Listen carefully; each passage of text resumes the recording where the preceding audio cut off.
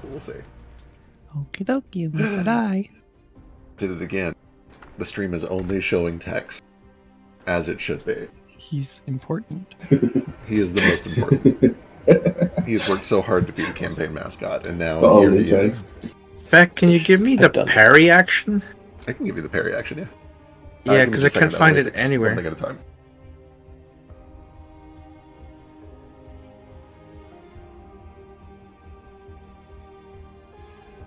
It's my show now. You're on the cover of the Wildfolk dancing spin-off. Character focus. Fixed. Look at that. Look at that. Map focus. Hey, there we go. We did it. Hello. Hi, everybody. It's Wildfolk. Episode 55, I think. This group hasn't played in like a month. We have a lot to go over. A lot of remembering where we left off to get sorted out. Who are you? Who am I? Who is everyone? We might have a Philo at some point later tonight. I think he is asleep. I think he is wiped out. His work schedule's been very weird the past couple of days. And I think it will continue to be for like another weekend or two. So we'll do what we can without him. Just pretend that Kaz is here. Where two or more gathered in his name, there Kaz is with us. When we left off last time, you guys were traveling through the desert.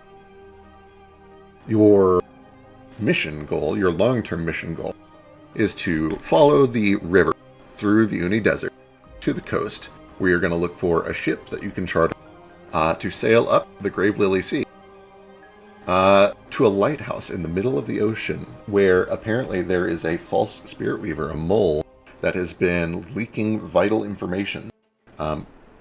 They also have control over that lighthouse, which grants entry to a hidden island even further north in the Whistling Isles, where Kaz and Branch need to go because it is a secret prison, a secret jail, and also maybe the lair of an undead creature that has cursed Kaz. And their families are being kept there, or at least some of their family members. Branch's dad, Kaz's brother and sister, possibly older sister and mom, if I remember correctly. I need to double check all of my notes. And we're about a third of the way through the journey. We have traveled through the desert a little bit until we reached the capital city, Unyo. In Unyo, you guys wanted to make a pit stop to check out an address. This address is the place where Drifter was supposed to be delivered. Is that why does that sound wrong? Is Robot Dog's name Drifter? Am I like... It's Drifter. Yeah, it's Drifter. Why does that sound wrong to me? What have I done? Anyway. It's okay. When you found Drifter, he was supposed to be delivered to that address. So you went to go check it out and found out that it was the home of a hedge witch named Raoul, who you guys talked to for a little bit, did a little bit of business with. He explained that he has a history with Tesseract, doing a little bit of work for them. And that was kind of it. You had just like a quick conversation. You discussed his missing neighbor, Johari, who is a friend of Othen. She's been missing for a while. Her place has been cleaned out. He didn't know a whole lot about the situation. But after the conversation there, you guys decided, okay, well, we're going to go ahead and take some time and get the portal back to Landfall up and running. You did that, and started to make your way over to that portal to use it. So you could go back to Landfall, get paid, regroup a little before warping back and continuing through the desert. As you were heading towards the portal, I believe it was Ruko that noticed that Raoul's cat familiar had been tailing you guys, kind of watching you carefully from rooftops, clearly stalking you for some reason. And that is pretty much right where we left off. You guys are still in Unyo, about to go through the portals, unless there's anything else that you would like to do first. Oh, importantly, you guys on the way also helped out with a small community of homeless.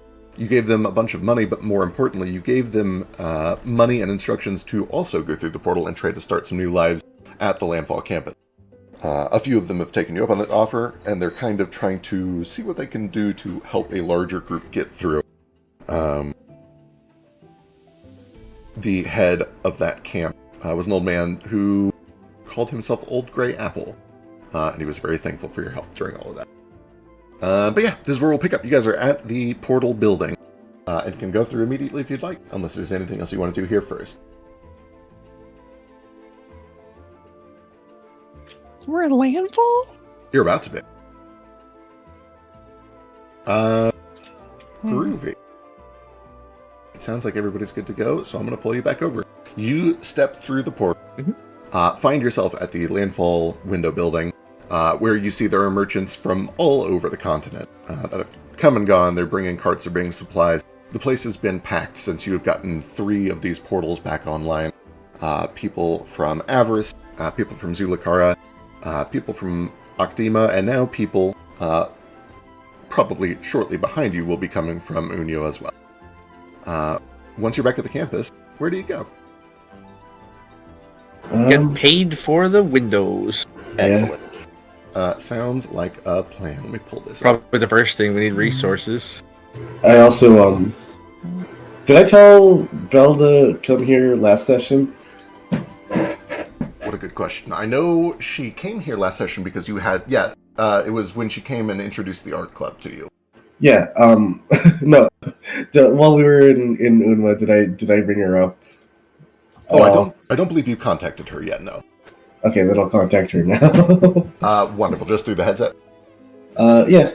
Our little magic headset. Little magic room. Yeah, you essentially are able to send a message, and she responds, yeah, what do you need me for? Head over to Landfall. Bring the blueprints he was talking about. I think we might have a way to find out what that, what the origin of your magical benefactor is. Sure. All right. Is this? Can I finish dinner? Is this urgent? Are you in trouble? Oh, he's dead again. Oh shoot! Can you hear me? Yeah, this is the second time you cut out briefly though. Interesting. Weird. I'll keep an eye on it. But she essentially says, "Okay, I can come over. Is this urgent? Can I finish up dinner? Are you in trouble?" No, I'm good. In fact, we just got back to Landfall too, so I could use some time to relax. All right, sounds good. I'll be over later tonight then. Meet at the tavern? Yeah. Perfect. You guys start to head over that way. Is Hong around? Real quick. Great question. Give me a perception check. Do you actually go out looking for him, or are you just keeping your eyes out on the way back? If no one else needs me for anything, I'll go out looking for him for a bit. Sure. Go ahead and give me perception.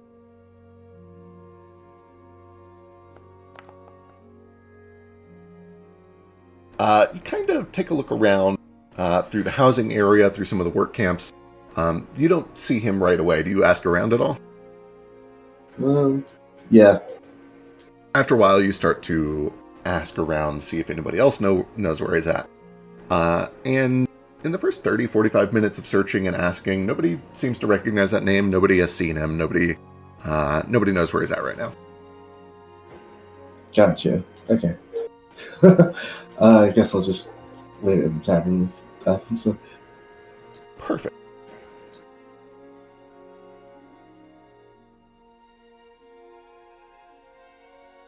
When you guys get to the tavern, you find it is actually much more busy than the map shows. It's bustling. There's people here drinking, having dinner, kind of relaxing. You do see that it is actually Bill Grimm currently sitting at this front desk. Where is Bill? Where's Bill's token? Hello, Bill. Oh, hello. Stuck with manager after everyone else left to do bigger and better things. Oh, yes, bigger and better. I am quite content to not be putting my neck on the line with dragons all day. But still, that does leave me with doing desk duty for a couple of days. I'm not thrilled about it, but at least it's easy. Oh, you could always offshore it to someone else here who loves paperwork. I could, but I don't really trust anyone else to get the job done right. They don't know about the fucking... It's only Finn and Darwin that know about the portal and fucking... Tip Pie is open, or whatever, right? Those are the only people you've told. Yes. Okay. So I can just mention it now then. Right, unless they've shared that knowledge. And for what it's Yeah. worth, or go ahead, yeah. Yeah, I doubt they have unless Bill also has one of those. I'm assuming they would have told Bill. Because they were somewhere else. They're doing their mission. Yeah. So unless they have a way to contact Bill, he wouldn't know. Then Athen would just say it like, hey, we did this. This is a thing. We did get paid for it because we're broke. And there's an agreement. We have to put a sign for Raoul's shop at the window.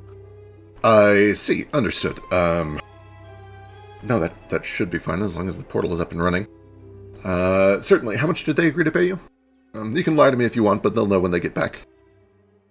Yeah, I just told them I remember what happened was last Perfect. Excellent. 2-3 months ago. I don't know how long it was.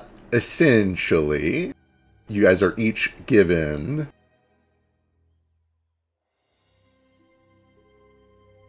$250 gold each, correct? Branch is given an additional 137.5 gold, and the same is given to Kaz. And I will go ahead and add all of Kaz's they gold added for everything. him. Because they spent some of their personal money in that endeavor. Yeah. We each get what? 250 gold. Yeah.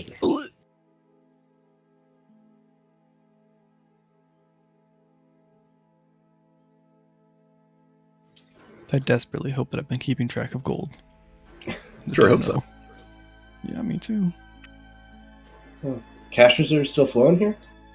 Thought you guys would have run out at some point. We've spent nothing all game. I will cover myself in gold and vanish.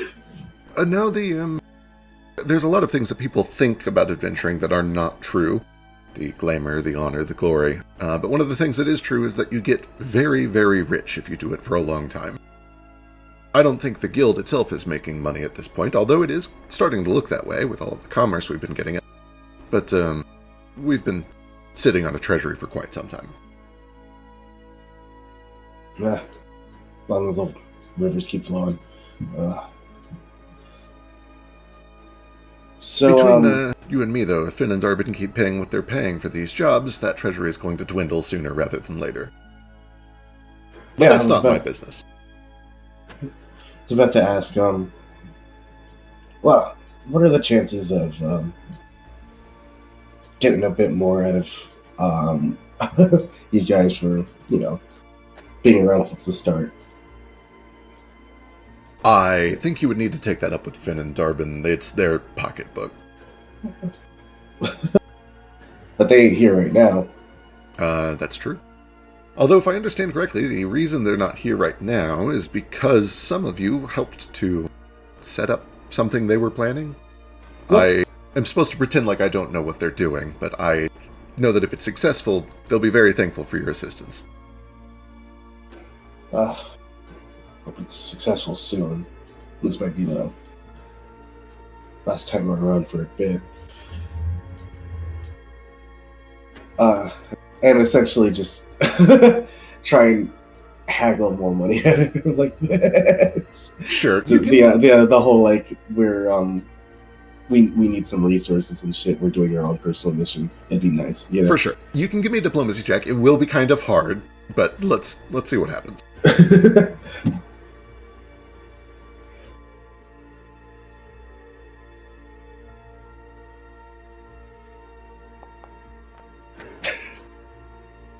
Nice. Yeah, he listens. Yes, I understand. Being equipped is very important. I simply do not have the means to give you any more money that has not already been agreed upon. If you'd like to wait until Finn and Darbin get back, I'm sure they'd be happy to discuss this with you. All right. Yeah, bureaucracy's a bitch and all that. Well, hope the paperwork doesn't drown your bones. Your bony ass. Oh, I'm comfortable with parchment. I just wish it was more interesting. You know how it goes. Wait, I suppose you don't. You were an Edgeicite, right? Yeah. I suppose boring things are your interesting, or did you hate it the whole time? He looks at whatever Bill's writing down, and if it's fucking tax forms or whatever it is, Oh yeah, real fucking interesting, huh? I'm basically fucking jizzing at the chance to look at this again. Nah, I'm never gonna need to fucking. I never want to look at this shit again. Well, I can't say I blame you. You know, unless there's an extra 50 gold in it for me, but later. Good luck.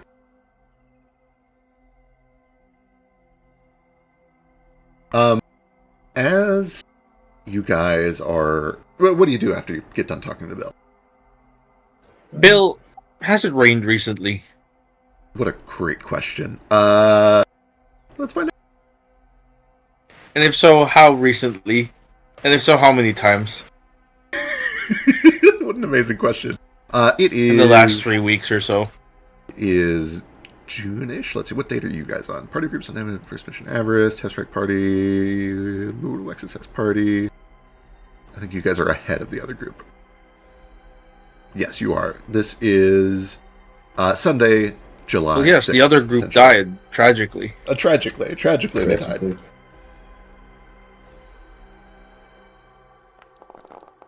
Seeing what they're going through, it's I hope they make it.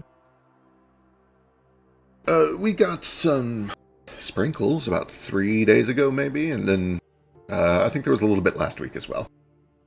Light, but a little bit of rain. All right. Thank you. Walk right out. Perfect. As you guys are starting to walk out, Bill does kind of lock eyes with Foster, and he does this like real subtle like, "Hey, come over here" thing. That's hard to do with the skeletal face, but he's had a lot of practice. Yeah, I'll mosey my way on over. This might be nothing, but I figured I would let you know. The girl that you brought back had some unusual dreams for a couple of nights last week. We found her trying to leave the compound. Gigi was the one who noticed it and stopped her, but apparently she woke up in Gigi's hands and got some of the wrong ideas. You might want to talk to her. She's still here? Oh, yes. I believe she's staying by the windows, by the manors. Although she spends a lot of time at market as well. Okay.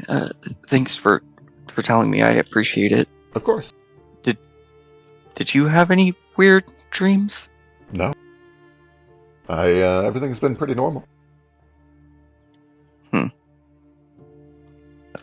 Okay, I'll find her and see what's going on.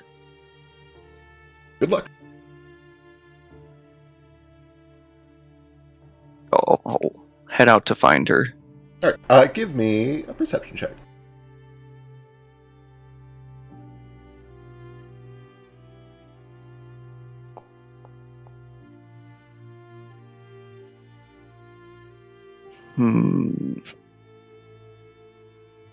You head over to the market first, just because it's a little bit closer. And it's packed, it's crowded, it's busy. You keep an eye out. Skeletons are pretty easy to spot, but nonetheless, you don't see any sign of her at the market. So you start to make your way over toward the window building. And on a 9, I don't think there's any reason that you wouldn't still just see her sitting in the atrium of the window building. Give me a second. Pull that map up.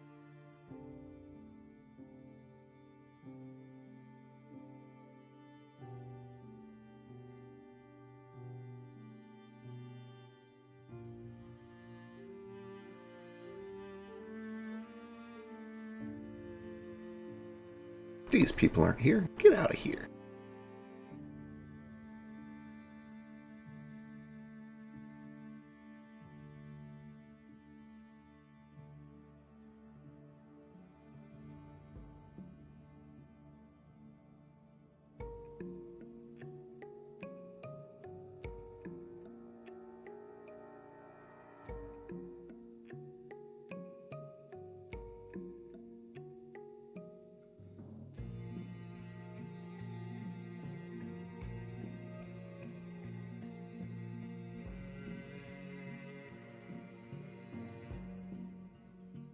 Eventually, as you make your way over to the window building, you do find that in the atrium near one of the portals, Thalia Vesper is just kind of talking with a couple of other people.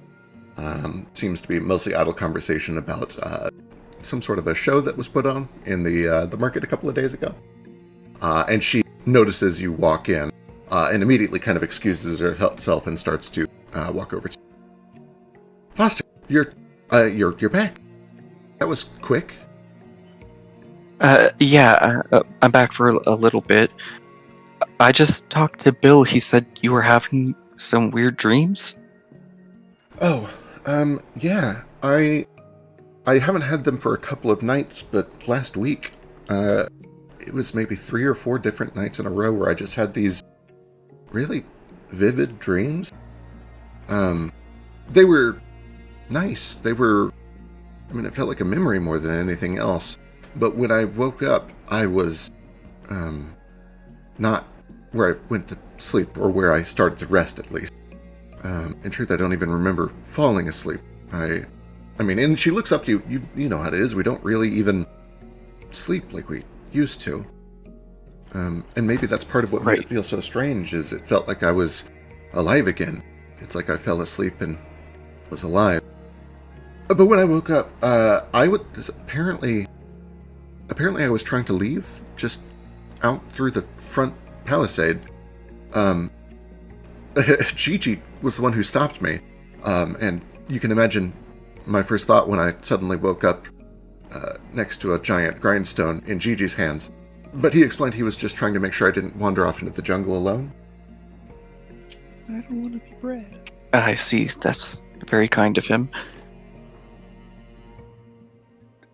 We were in the desert, a bunch of the undead, me and Athen and just some random shamblers out in the desert. We experienced something similar. It looked like we were trying to walk towards something in the desert. Huh. I didn't know if it would affect you all the way up here, but... It's very strange. When I was in the desert, I remember sometimes just blacking out for a while, but I didn't think it would be like that all the way up here. It was different. It was more like a dream than just blacking out. Right, like you're almost living an old memory. Yeah. I do remember I woke up on the 2nd or 3rd night, I forget which, and there was a star shining. It was nice. It was calming. It kind of eased my nerves a little bit after the first couple of nights were so startling. Did you see that too? I saw something like that. I'm glad it was able to calm you down. Yeah. Well, I'm going to talk a little bit more with Bill. He has some ideas on things that might help. I'm glad to see you. I wasn't really sure what to expect. Yeah, I'll come with you. Maybe Bill should know that this is more widespread, and whatever it is, it must be getting stronger if it's reaching all the way out here now. Yeah. It's not good. I don't know if this is something that I'm going to be able to just run away from. No, we can't run away from it forever, and, well, frankly, we shouldn't have to. We're going to put a stop to it. Okay. Well, I was just talking to these people. If you don't mind, I'm going to finish that, and then maybe we can go see Bill. Yeah, of course. Here, come say hi. They're very nice. You'll like them. Oh, yeah, I'll walk over and talk with everybody. Yeah, they apparently just have kind of a little bit of a theater club, not performing, but watching. They do plays out in the market street every day, and they've been following one of the latest dramas. And you can definitely tell that there's an enthusiasm that Thalia has that is very reminiscent of what you saw in Del Muerto. This, like, full engrossment in theater and in fiction. Perfect.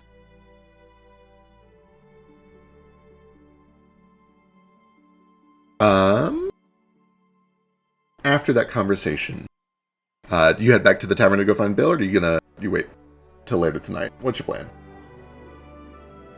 I'll go find Bill. Perfect. What's the rest of the party up to during all of this? Just waiting for Belle, but if she doesn't get around for a while, if Athens is still around, I'm just gonna talk to him for a bit. I'm headed to the necrothecary. Oh, Wonderful. what you doing down there? Grave Robin. Any particular reason? Yes. I need to talk to Narafi. There's something you want to do on your own? Not in particular. I need to borrow some notes. Alright, I'll grab a shovel then. I was gonna ask if you wanted to dance in the fucking court for a bit. You know, getting used to doing that in public is good, but... Yeah, we could do it. It's just that before it rains again, I sort of need his identification papers. Oh, alright. I could take his form again. It wouldn't be an homage. It would be identity theft. So you genuinely just want that to... Alright, I get it. If we want those ships... There's something I've learned the following days. It's that there are many things you just can't accomplish by doing the heroic thing every single time. Sometimes you have to steal from rich people.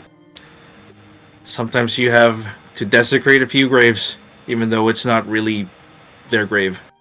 Well, you're telling me. I'm just glad you finally found out. Found a way to see things my way. Well, it's more like he'd do it. Oh. Alright. You ain't saying I'm like him, right? Because if there's anything I ain't want to be like, it's like that buzzkill. No, you're different, but you do have similarities. Different with similarities, okay. I'll work on that. You're both kind of pragmatic, Really? though he was more about sticking to the law. Still find ways to work around it. That way, when he got caught, he just say, I followed the letter of the law completely. And I still fucked you.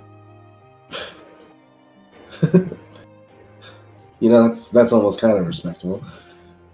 Let me go find a shovel or something. Why do these shielded shorts keep popping out? Sorry, I think that is your default token. Always. Let me see, I can set a new default. Whoop, not that one. That's Not naked. that one. Oh, God. Don't look. Yeah. Working on the fucking illusion? Yeah, it's on the fritz. Okay, gotcha. There we go. Alright, I've set that as your new default. As you guys are walking over towards the necrothecary, what is Ruko up to? Don't look at me.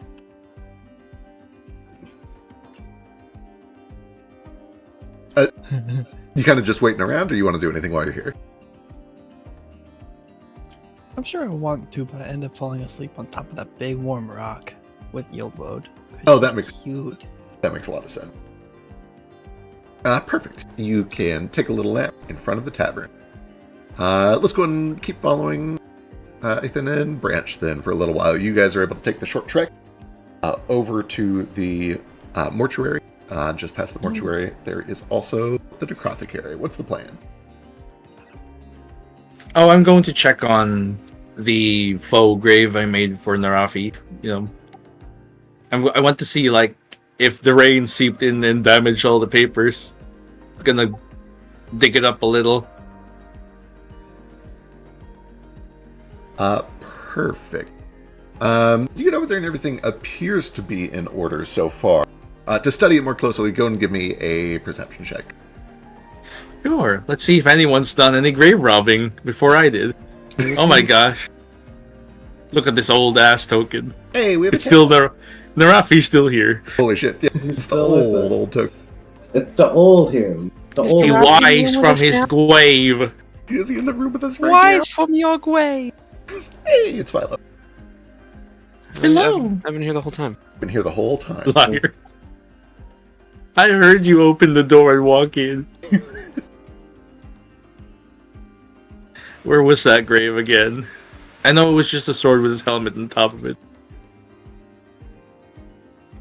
With a log, kind of, as a base. True, you can kind of pick any one of these plots. Maybe this one, maybe. Big fancy.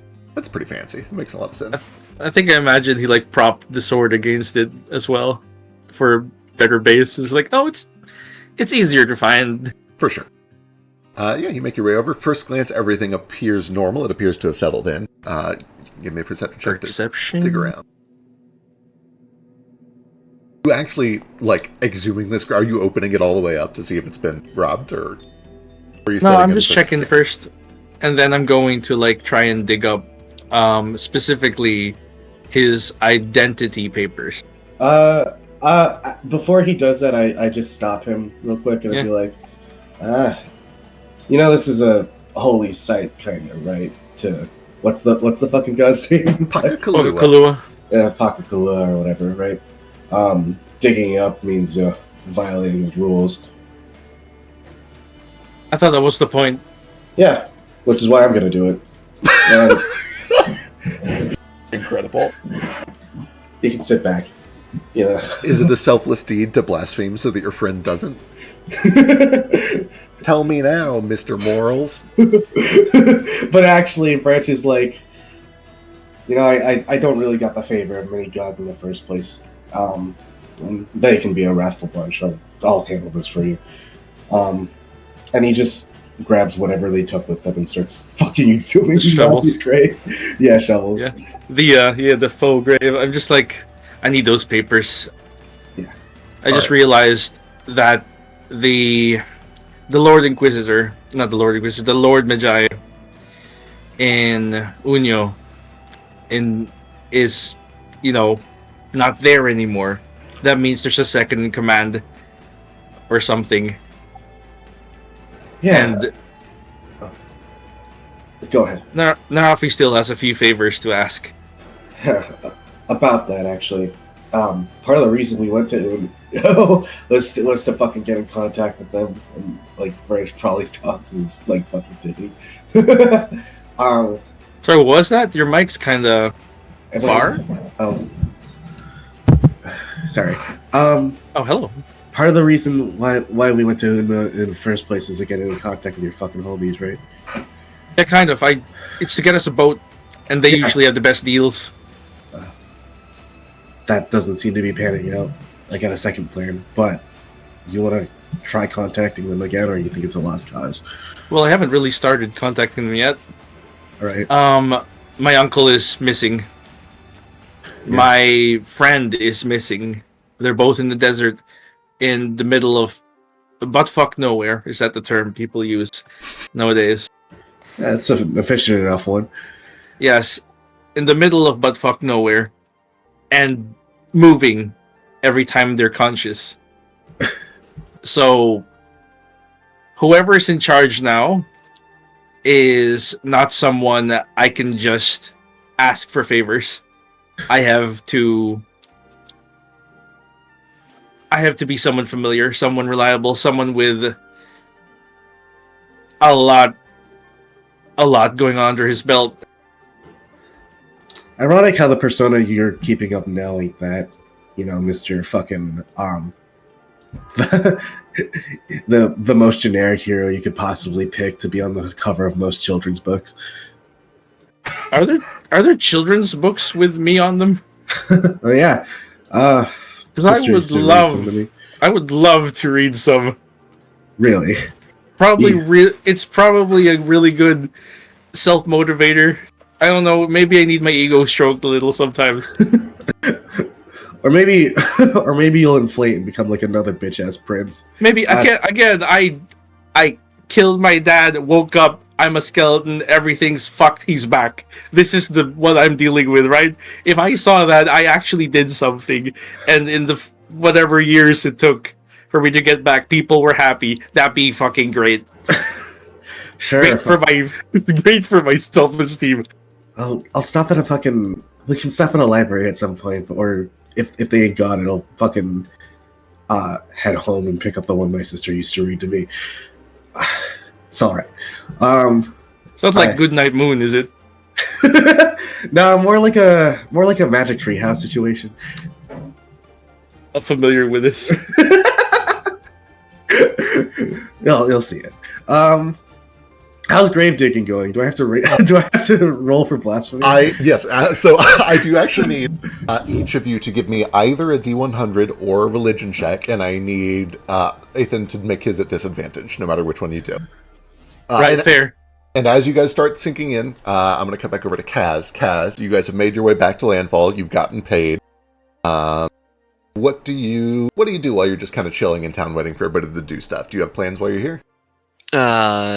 For one, I know you mentioned already I got paid. I don't Yes. think I added that to my inventory. I just added that to your inventory. A couple okay. of yeah, it should already be in there. I can't remember if Benu came through the portal. He is not yet, but he said he was planning on doing it soon. Okay. Then while we're still at Landfall, I don't really know if I have anything in mind to do. Totally fine if you just want to hang out and chill for a bit. I just don't want to gloss over it if you got plans.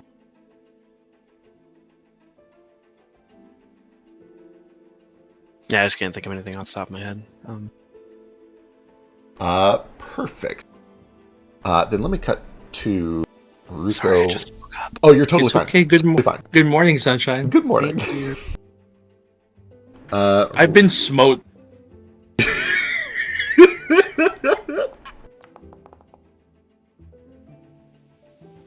Ruko, as you are chilling on the big rock out in front of the tavern, let me get a perception check. What? Okay.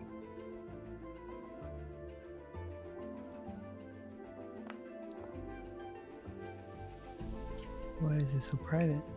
Weird. It's like Dice is glowing. I can just reveal that, though. It is a 16.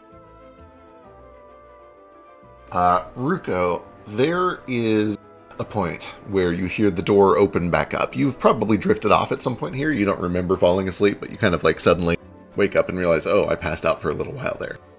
And you look over to see the noise that kind of woke you up, and it's the front door of the tavern opening, and Bill walking out, kind of hobbling on his cane. And he's accompanied by someone.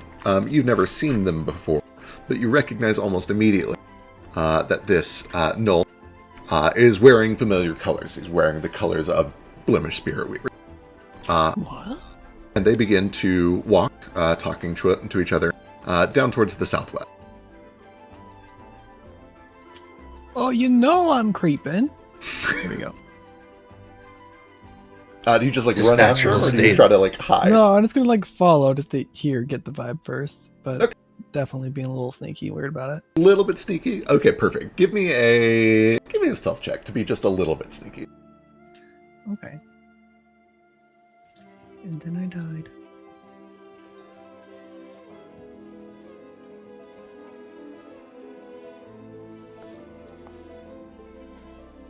Whoa. Wow. Yeah, you're able to kind of tail behind them, not necessarily skulking behind things, but maintaining a distance far enough back that you stay out of their view for a while, and you can kind of eavesdrop casually without, them catching on. And as you listen, you hear that they are essentially conversing. The Null says, "It's the strangest thing. It's been happening for a while now, but at first it was just 1 or 2 times, and then it started happening more and more regularly. The clients have been very upset. And frankly, I'm a little upset too. It feels wrong. Something's wrong, and I'd like to know if it's just the desert or if it's happening everywhere." And Bill responds, "Yes, that's very troubling. We do have a fully outfitted necrothecary. It has all of the required supplies to perform the ritual. I'm happy to supply some of it as well. This is relevant to my interests. We'll get to the bottom of this as soon as we can. I have heard rumors that there are things happening in the desert that could be a wrench in the works, so to speak." "Yes, we've certainly heard the rumors out there as well. I figured that with the portal open, now is as good a time as ever to do a little bit of digging." And with that, they kind of go quiet and continue to walk. And you're able to quickly determine they are also walking towards the necrothecary.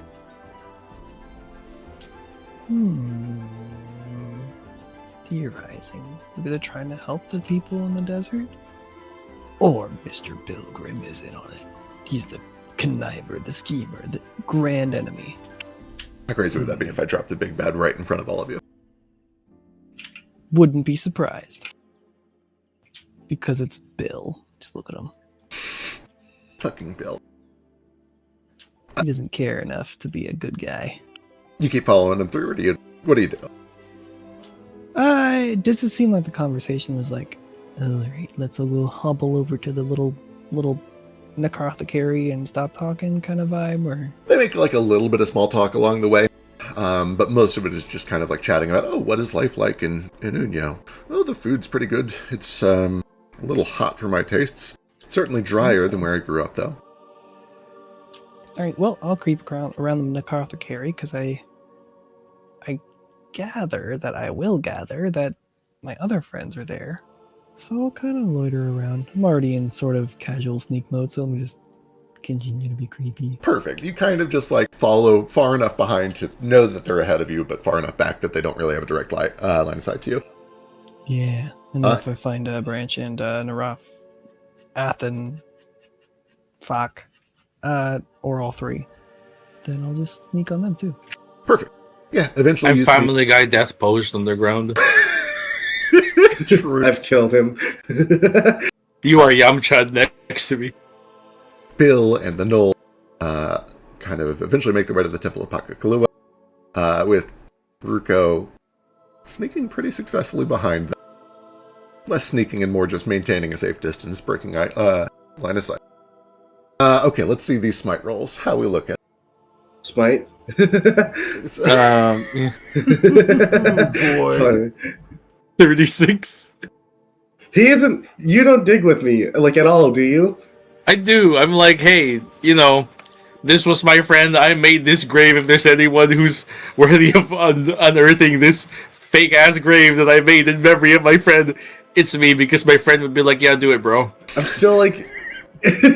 I'll say Branch is still like heavily interposing and being like, it's fine. Your fucking eternal soul will have less favor of it. I don't even know if I have an eternal soul. God, we can't get into this debate right now. But I'm fine doing this work if it don't mean you get blamed for it. As you guys continue, They're arguing. Yeah, they're arguing. Lightning strikes.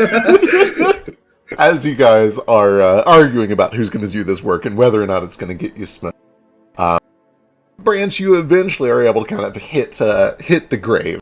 You make a hole deep enough down to actually get in there and retrieve the stuff if you want to.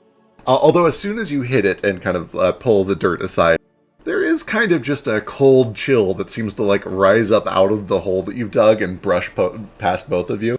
You kind of like feel your hair stand on end, and a chill kind of runs down your spines, both of your spines. That's all, as far as you can tell. Okay.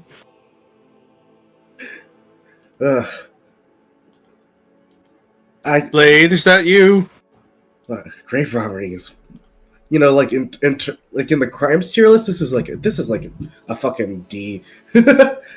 And I'll like, put it back later. I just needed to solve problems. Yeah, I know. And I'll like fish out the fucking papers and shit, like everything that's like important that Ace wanted. Perfect. Yeah. We're specifically going to need. Oh, Bill. It's not what it looks like. It's about this time that you guys hear the crunching of gravel as Bill and Anul begin to walk up the path. And they certainly they give you weird looks as they pass. And Bill does stop and says, What are you doing? Don't worry, he made this grave. And I point to Athens. I want to rebury him somewhere better. But also with an actual coffin. Give me a deception check. Not fucking lying. But here you go. Very well. I'm going to stay out of this one. I think that on the... Hey, what? On the hypothetical that there's some cursed spirit here, or something. What happens when there's a chill that comes out of the grave? Give me a religion check. Well, there's no body. You know what I have that's better? What's that? Something that specifically targets haunts and curses. Esoteric lore. I love it. I love it.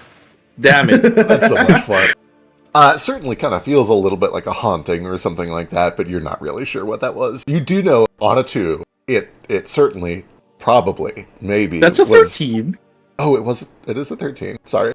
On a 13, it certainly felt supernatural. It's a warm, balmy day out. You don't think that it was really just a natural cold breeze that ran past you. Hey, Feck, tell me more. Do you have a tell me more feat? Know it all? Hey, you do have know it all. Nice. Okay, a little bit more. You know that on the list of Pakakalua's anathema, undeath and grave robbing are like both pretty near the top. You also know that this is kind of a minor transgression. Gods aren't stupid. Gods understand intent. They understand what's going on. But even so, they are obligated by their nature to do at least a slap on the wrist, even if you think you can justify what you're doing. The anathema of Pakakalua says, don't dig up graves and don't fuck with undeath. And here is an undead man digging up a grave or having his friend help him. He just looks up at the sky or the ground wherever he thinks Pakakalua would be and be like, I get it. I understand. Thank you for the slap on the wrist. It shan't be happening again soon, I hope. Perfect. So let me make sure we get everything we need the first time around, and also to actually get a coffin. Because I just put this in the ground. I was emotional at the time. I'm in a better place now. Also a worse place. I've been seeing someone. Perfect. You look to the sky and to the little statue of Pakakalua that hangs over the entrance to this church. Give me a religion check. Let's go religion check. It was almost a 1 on my screen. Nothing happens right away. But you at least plead your case to the heaven. You know the gods are real and they are listening. While Athens is being a little good Christian boy, Branch looks at the fucking Pakakalua statue in front of him and goes, yo, if anything bad comes out of this, I'm fucking coming for your ass after you this, all right? And like gives it a firm, like, just tiny little punch. Jesus Christ. That's why. You're gonna get both punished for your What? I mean, praying to them obviously didn't work for me. Noted. Pakakalua specifically? No, just gods in general. Yeah, they're different. Like each one is different. You probably don't lump them together. Whatever. Bill and the Knoll continue on their way past all of this towards the necrotic area, which is right up the hill next to you guys. Ruko, you essentially have to cross through this clearing if you want to keep following them, which will almost certainly expose you to Branch and Nathan if you'd like. What do you do? Yeah, sure. Alright, then you guys see, not too far behind Bill in this knoll, is Ruko kind of walking suspiciously, question mark? Real quick, Doing that full is fake there spy blood prance. anywhere here? Is there blood? Yeah, I can see blood in the darkness as a red glow. Oh my god. Can you post that? It's Yeah, fucking here we badass. go. It's an item, but here it's very fitting. Also, worked out 4 times over. Dark vision, you can see blood and color. Higher. Interesting. So if it's dark, I can see red, and it's like very easily sticking out. That's pretty fun. It is midday, but still, So you do have 4 times further, which Right, you is still have delightful. I enhanced vision, forgot that part. and specifically better at seeing blood. Give me a perception check. Sure. I just wonder if anyone had a bit of an oopsie here recently. I hope not. We find out, like, damn it, these rolls are gonna kill me. Yeah, get all these rolls out of the way now, guys. Yeah, let's do it. I can't wait to get in combat and roll only 20s. You take a look around and nothing really stands out to you except like there's one tree kind of over to the other side of the graveyard where there's like a little bit of blood trickling down the side of the bark. And when you look up, you see that there's like a bird's nest on the branch above that. You imagine that there's probably some small animal that was eaten in there or something. Oh, we got birds lines. of prey. Fair enough. Yep. Nothing else. Yeah. Final notes. Narafi, I named a weapon after you. I hope you like that. Oh, sweet. And then, as you guys are wrapping up, you see that Ruko is tailing behind these two. Yeah, let's get these notes and papers out of the rain so I can relocate them later. In an actual box.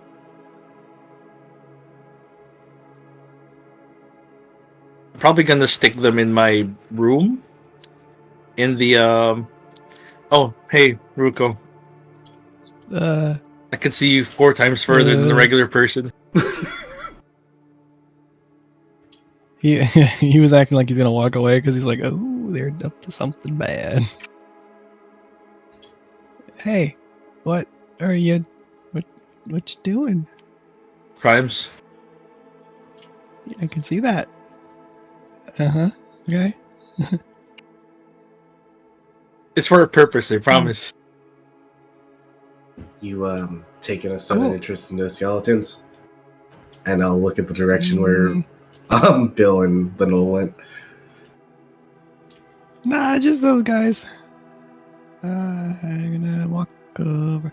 I don't know. I feel like I should talk to these guys, to Bill and the Knoll. Oh, okay. Do you want to go? What are you doing though? I'm collecting some notes. Grave robbing.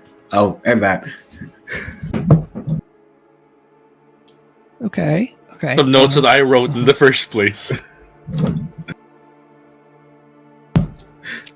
He's doing this gesture with his hands, like there's layers. He's segmenting in his mind. There's layers of insanity. Okay. Yeah.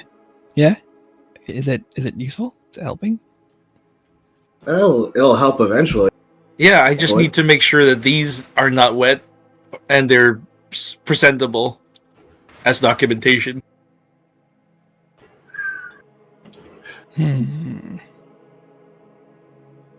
It rained a little while ago, so I'm hoping that didn't do anything crazy.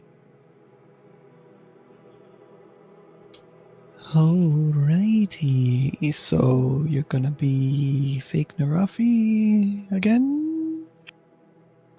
Actual fake Narafi this time, from what I can assume. Yeah, it's an homage this time. Hell yeah. Identity theft's great, man. I mean, identity theft is just homage with a profit, right? I wasn't really profiting the last time. It was nice when I was someone else. I could just be someone else. This is literally going to be me pretending to be someone else. It's hard to explain. It's I've what I've literally just described what I was doing earlier, but it's different. It's like what I do whenever I go to a fucking legal place and fucking pretending to be an edgicide, even though I ain't officially one on the books anymore. Anyway, they're fucking getting away. You want to follow them? You want our help? Yeah, do you want us to follow? You guys seem occupied. If you want to, I don't know. Struggling with these papers. Slapping Narafi skeleton around, which isn't even there. Hey guys, look, I'm Narafi. It just lies down in the fucking... Somehow the helmet tilts a little, and it's like it's rolling its eyes. Fuck it.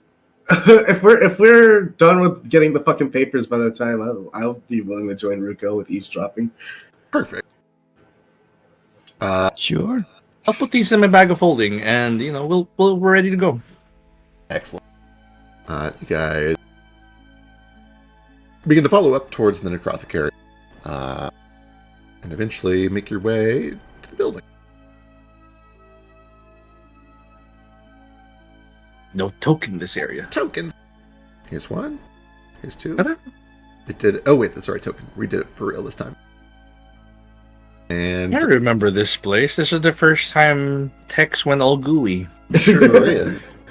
Can I as also- mentioning, there Oh, are go a couple of just like skeletons milling about here. It is not fully unoccupied like it had been when you first found it.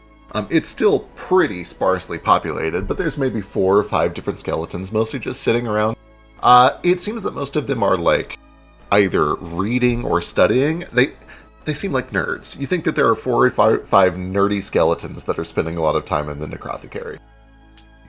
You said milling about, and I was. You never instantly catch like, me reading as a cornmeal. skeleton. Bread. He says, Bone reading meal. mostly all the time. They are milling bone to be turned into bread, correct. Hey, Ruko, the thing still on the sling. Just trying to be discreet about fucking asking if the cat's still following him. I don't know, man. He kind of just does what he wants. Not Tex, the thing that was following us last session. Oh. The cat? The Scrungle cat? Scrungle cat. Yeah, that thing was watching us. Yeah. We should go see about that later. I think we were using a bit too many carrots while talking to him the first time if he was gonna pursue it like this. Yeah, probably. Okay.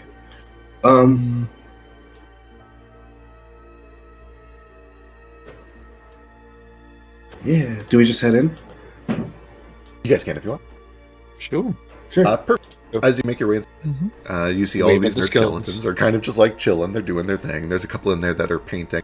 There's one at the table that's sort of like reading a book and eating up in this northern room. And it isn't until you get to the very last door on the right that you hear Bill's voice, as he seems to be kind of in the middle of some sort of ritual casting. And you see that Bill and this Knoll are in front of this big obsidian table doing some sort of magic. And let me read a thing real quick to see how that magic goes.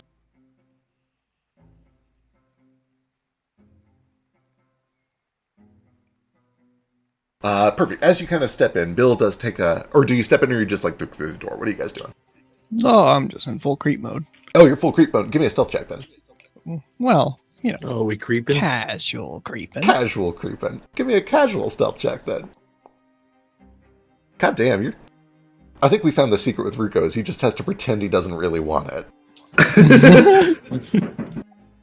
Ruko, as you kind of listen around the corner, you can hear that they are definitely doing some ritual casting in there. You recognize it as occult spell casting. It seems sort of up your alley. And you can actually hear that the Knoll is participating as well. They are contributing some as well, and they seem to be doing a combination of occult and religious contributions. It seems that they are essentially dual practiced. They know some occult spell casting and some religious spell casting. And give me an occultism check. Wow.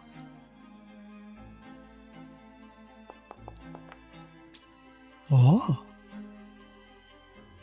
Wow. Yeah, they're all over 15. That's incredible. You recognize pretty quickly that this is a Call Spirit spell. It is a spell that is used to pull the soul of somebody from the afterlife to momentarily chat with them. It takes about an hour to complete. Whoa, they are summoning someone from the dead to speak with him. Nice. Don't that require like the fucking head of that person that's dead or something? I don't know, man. I thought it'd be your fucking expertise, Mr. Esoteric. Not always. I mean, Okay. even it certainly helps. Yeah, Ruko would know on a 28. You have to have like a possession of theirs, something that is linked to them, something that is close to them. A part of their body would certainly work as well, but you can also do it with like a piece of clothing or a teddy bear or something. They got something. You think Okay. they doing it well? You want to help them out or something? No, I think we should just watch because they're focused. It's a long spell, I could tell. Yeah. I don't think we're gonna be that discreet. We're just waiting here listening. So might check out before it's done. But let me know how it goes. Okie dokie. He's just watching entranced. Perfect. Excellent. Ruko's a weird little guy. Ruko Why is is a Ruko weird so little short, guy. by the way? He's not that short. Branch is pretty tall, and Nathan is also pretty tall. I'm sorry, I'm distracted by this baller ass dragon skeleton. Is that the word baller? That's a word. Yeah, that's one you can use. Correct I'll see. term for it? I mean, a baller, fire, fucking. Fire. It's interchangeable. Fire's a good one. I like fire. Is that like hot? No, like like cool. fireball. It's like cool. Okay. What? And like when something's fire, it's like cool, you know. That's the opposite. Oh, okay.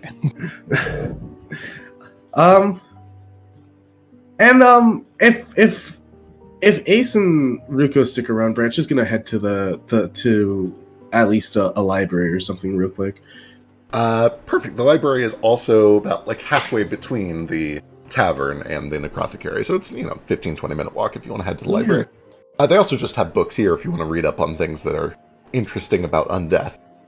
I just want to deliver on the fucking promise to Ace earlier and try and check out like anything that's like, oh, here are the fucking heroic exploits of Ethan Aldemore or shit like that. Specifically anything that's like heavily illustrated and like geared towards like just glamorizing the shit out of him.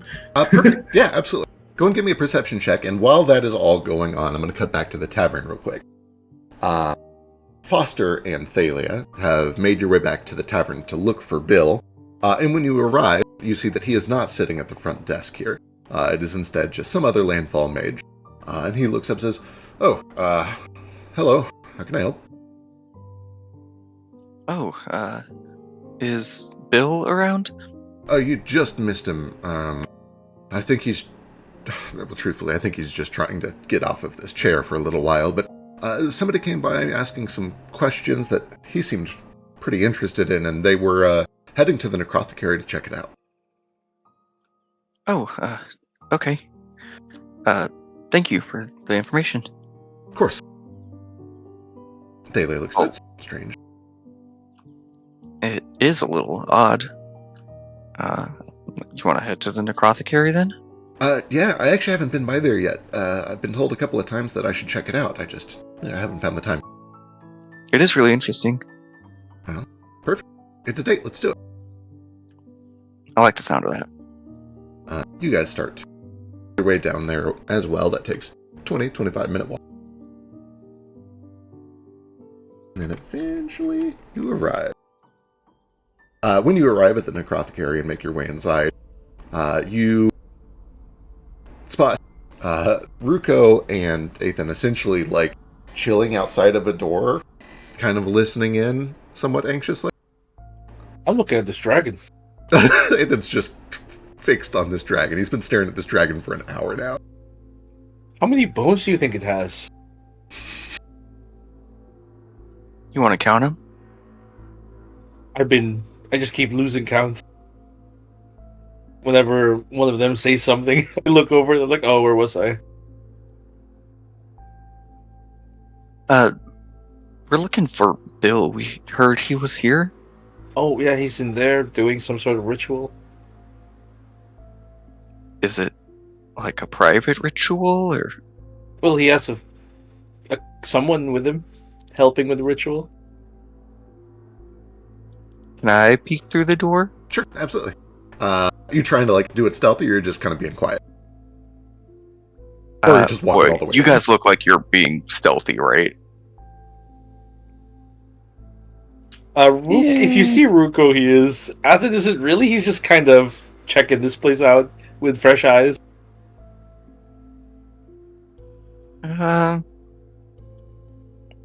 On second thought, maybe I'll just wait it out Fair. a little bit. For what it's worth, I think the vibe is less like trying to not be spotted and more just like trying to be out of the way. Yeah. Okay, fair. A little bit of time goes by. Branch, almost immediately, you find a little bookshelf in there that's dedicated to like nonfiction, historical stories that are still interesting. And you see that there is actually a very large, very nice, well-bound book that is just titled The Desolate King. And inside, as you flip through the pages, you see that there is essentially a novelization of the history of the Desolate King, of his whole life, including the fall. It is illustrated. It has pictures of Athen in there. It has illustrations of what that battle might have looked like. It has illustrations of Athen in like gleaming golden armor, with this powerful sword, this artifact that he uses to vanquish the undead. It's beautiful. It's a very well-made book, and you find it almost immediately as like a prominent piece of the collection here. Yeah. Branch is just gonna look at it and think that to himself, oh yeah, fuck yeah.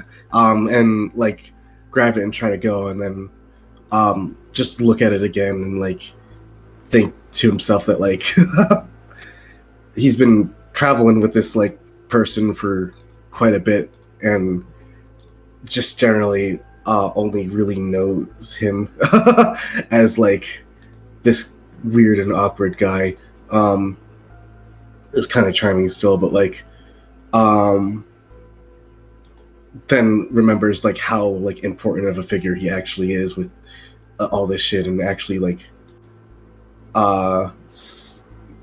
lays the book down on the table and sits down and starts reading it for himself for a bit. And yeah, that's just what he's doing for a bit. Excellent. Eventually, some time passes, and you hear that the ritual completes. There's a flash of purple and green that emits from the room. There's a chill that kind of like draws in all of the air from the building into that room, and then slowly releases it back out. Peeking through the door, Ruko, you can see that the Knoll's eyes kind of like roll back up, and they close and they look up to the heavens. And Bill, with a little bit of a more stoic expression, kind of does the same. He straightens up, he stiffens, he lifts his chin. He doesn't have eyes in his sockets to do anything with, but you get the vibe that he is also kind of experiencing something. And then after 10, 15 seconds or so, the magic dies down. They both exhale, they open their eyes, and the Knoll kind of looks and says, I told you, it's been like this for quite some time. Not with everyone. Sometimes it works, but with this person it's consistent, and it has been many others as well. And Bill says, and you're sure that they're dead? Yes, I've used this spell successfully many times years ago. It just stopped working for some reason about a year ago. And Bill kind of, that's bizarre. Very bizarre. Well, if you don't mind, do you have a list of people that you've tried? And then Knoll says, yes, I can try to get you some notes. Anything that you can do to help make sense of this would be appreciated. It's, on the one hand, it is bad for business. I have to make a living. But on the other hand, people are scared. They're worried. It's like they've lost their loved ones a second time. And I don't think that that's good. I don't think that that bodes well for those of us meant to shepherd spirits. And eventually they turn and start to walk out towards the door. I'll stand up from the little podium I was sitting on. And just look, I don't know, and questioning? Like, what? Hi? The Knoll kind of exits first and looks at you and notices your garb. And you see that he's kind of older. He looks like he's probably the human equivalent of like late 50s or so. He walks with just like a little bit of a limp, and he's got a cane that he uses to stabilize himself. And he gives you a big smile and pauses for a moment. And he just says, where are you from? Blamodale? Barbarth? The homeland. You're quite far from home. And you? Oh, same, although I've been living in Unma for several years now. Oh, you were just from there. And he does like the it's hot gesture. Yes, I hope that this isn't too strange, but I noticed you walking into the portal. I thought that portal had been closed for quite some time. I remember when it was open when I was younger, and I helped myself. I hope that's okay. I don't need to be following all of you. I haven't seen this place in some time. Well, sure. Portal's open now. Tell me, while you were there, did you Back to notice Uno. anything strange? Were you talking to any spirits while you were there?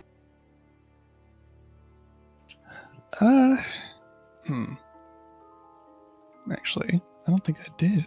I don't think you did. Not that I remember, no. Well, there was plenty strange happening, but not that, nothing on the spiritual side of it. Mostly it was just the undead being very undead, very active. Yes, in- that is usually the case for the desert. That you get used to after some time. I mostly came here because most of what I do there is help people speak to their loved ones from the other side, and those spells have stopped working. I'm trying to figure out if it's just me or if there's something bigger going on. If it's not too much trouble, do you know how to speak with the dead?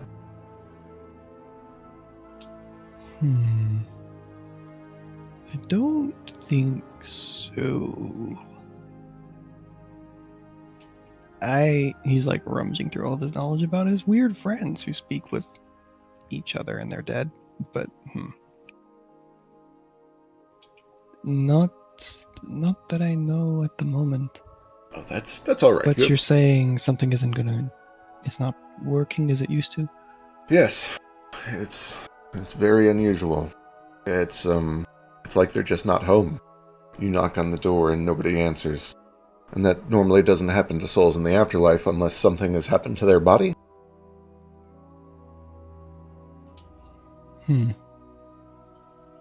Well, we've had a lot of the news about the Desolate King.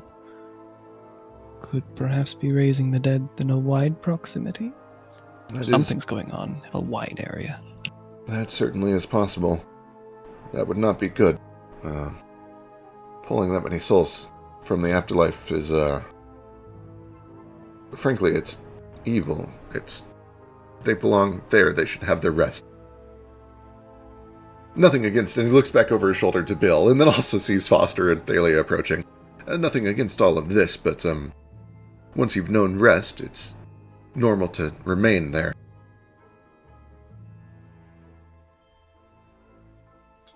Is this something recent? Yes, Like maybe. How long ago? About a year ago was the first time that I lost contact with one I'd spoken to on a pretty regular basis. I would speak to them maybe every month or two, and they just stopped answering. But then also people come to me and pay me to have them speak to theirs, and some of those didn't work. And at first I thought maybe it was just a fluke, but it's been more and more and more that people in the afterlife are just going missing. That's concerning. Yes. Like Mr. DM Godman. Yes. Francesca. That's Yeah. somebody I know that's dead. Correct. Oh, how do I contact? Let me see here. This table here. Essentially, you spend 50 gold pieces and 1 hour, and then you do an occultism check. Right. Okay, that's all. Okay, well, I do have a couple of friends who are undead or undead curious. Well, they're. I have weird friends. Maybe I'll discuss with them to see if they know anything different. And we've also got a bunch of weird people on another venture, and who knows what they're going to find down there. You hear they wear funny hats or something down there. They have big metal things that roll around on tracks. Bill does kind of look over the Knoll's shoulder. Oh, you have friends considering it. If they're undead curious, I would be happy to talk to them, help assuage any fears and concerns they have. Not that curious, I hope. Did somebody say undead curious? Is that a sexual thing? It might be, but I hope not. No, of course not. I mean, people bring sex into it because they bring sex into anything, but no, it's not about sex. It's But Why are we here conversationally? Okay, I'll talk to my friends. of course. I'm going to go back to the desk before I'm yelled at for abandoning my duty, but if you don't mind, Ahik, I'd like to speak to you some more about all of this. This is not good. And then Noel kind of looks back. Yes, I'll come with you. I'd like to get to the bottom of this, and I do need to be home in time for, well, bed. I'm getting old, and I don't stay up as late as I used to. Getting old. Getting old. They start to head up. And then Bill sees Foster and Thaler. Oh, good, you did find her. Is everything all right? Yeah, sorry, we came looking for you. I don't know that you can do anything with this information, but the dreams that Daly was having, I was having them too down in the desert. But it wasn't just me, it was like all the undead. Like Athen was having them, and some of the just more mindless were having them, and we were all being drawn to something in the desert. Well, that's not good. And he kind of looks over to them. And you were experiencing them here. She nods. Well, that's very not good. If it This was- far away? Yes, we're very far from the desert. All right. Well, that's two things for me to start looking into. Thank you. I'll be sure to check it out, and I'll also see if I can start organizing. I'm going to need some help on this one. I can't be everywhere all at once, and frankly, I don't want to be. Before you go, Yes. he's going to fish out one of those cassiterite charms. Yeah. This was created by a friend of mine, Johari. It helps against mental effects that target undead. Oh, that's I was wondering if you could. Well, one of them is for you, just in case we don't want you under anyone's control, but perhaps you could replicate it. I will certainly do my best. I'll talk to Gigi as well. This is kind of more up his alley.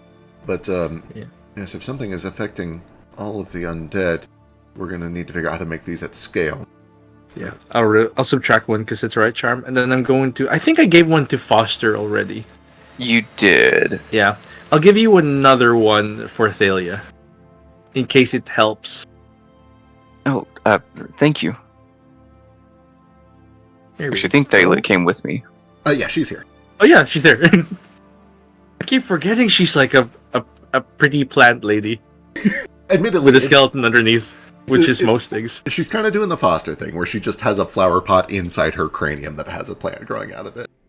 Yeah, it's her token. She looks like an actual flower. She does. The dress kind of matches, yeah. What do these charms look like, by the way? They're like rings, bracelets. Essentially, it is like a necklace on a very simple leather strap that goes around the neck, and then dangling from the middle of it is a... It's essentially shaped like a cinnamon stick, but it's made out of this like dark foil substance. Okay. Very simple. It is not designed to look good. You can tell it is essentially just there to do a job.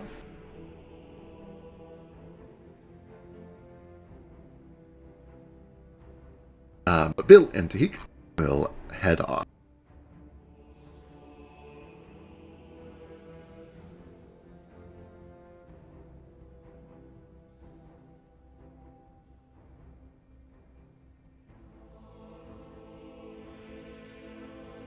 Did you get what you wanted? He looks over at Ruko. Not at all. But I'm curious now. Did you even know what you wanted? No, I just know that I want more now. So, Okay, what do you want more? who's killing the gods? Or something. Something's really bad happening. If a general purpose spell that's hard to cast and it's very high effectiveness is not working anymore, means that either something's disturbing the entire afterlife or something, What did the spell do? or it speaks with the dead. And if it's not working, means that the spirit has been disturbed or they've been awakened or something otherwise is obstructing what's going on. So Was it a necromancy spell? it had a bit of occultism and religion, and they're speaking with the Alright. dead, so I imagine. Well, Pokakalua doesn't like the undead things happening, and this might count as disturbing the grave. It might be the case, but I'm not completely sure, but Pokakalua might be interfering with the ritual in this area. It is worth mentioning just because it's been like a year and a half in real world time. The temple just to the south is Pokakalua, the god of death and leaving things alone when they Connected to it?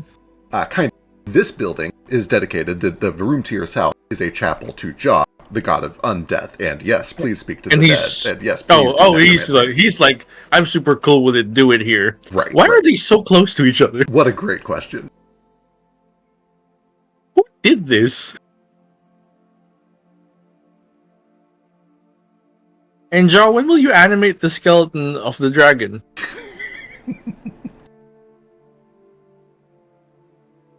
Why can't I have a cool giant dragon skeleton friend? Hey man, you could. You might. You might someday. We've got Witherwing, right? Just write him. Who's Witherwing? Isn't that the name of the... I might be messing that up. Wait, you met Witherwing? That's a creature that attacked this place before, right? Yes. Well, I'm definitely messing that up then. I think that was We did. the We one followed. you met, yeah. He Yeah, was that taking was the troll one at bar. the old growth site, right? Yeah. Okay, never mind. I'm not losing it. You met Witherwing? He was attacking the old growth site up near the old Vesper ruins. That's somewhat alarming. It was very alarming. What did he want from it? This guy. Oh, he's so sparkly. I suppose met's probably not the right word. He was just there picking up his kind of like undead minions, I guess, and then he flew off. Tried to stop us, but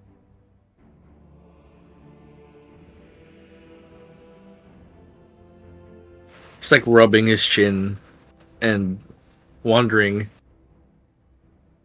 Surely he's working for my father now. I can't think of anyone else. it certainly seems that way. But to what end? What do they want from the old groves? It's a really good question.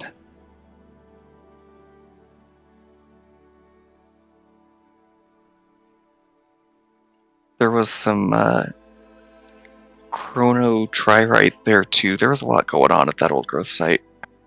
Chrono Tririte. I can't remember in character if that's something I've learned before. That's the time rocks, right? Yeah, that now I'm trying to think if even I know this in character. I thought that was Oh, Baby Boy bonfire told me what it was. Yeah, I think Okay, Baby Boy explained it, yeah. Yeah.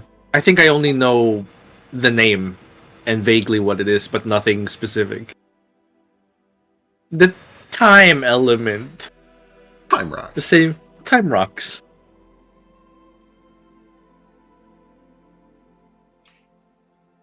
Yeah, I don't know. He didn't exactly stop to chat. But there's something bigger connected to all this.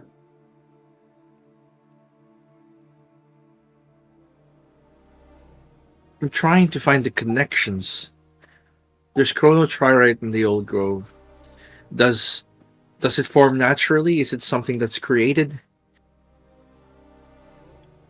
Ooh, I don't think I would know the answer to I was going that. to say, I don't think you know. Can I make a Chrono Tririte lore? Yeah, you can give me a Roll. lore. Absolutely. You can give me esoteric lore.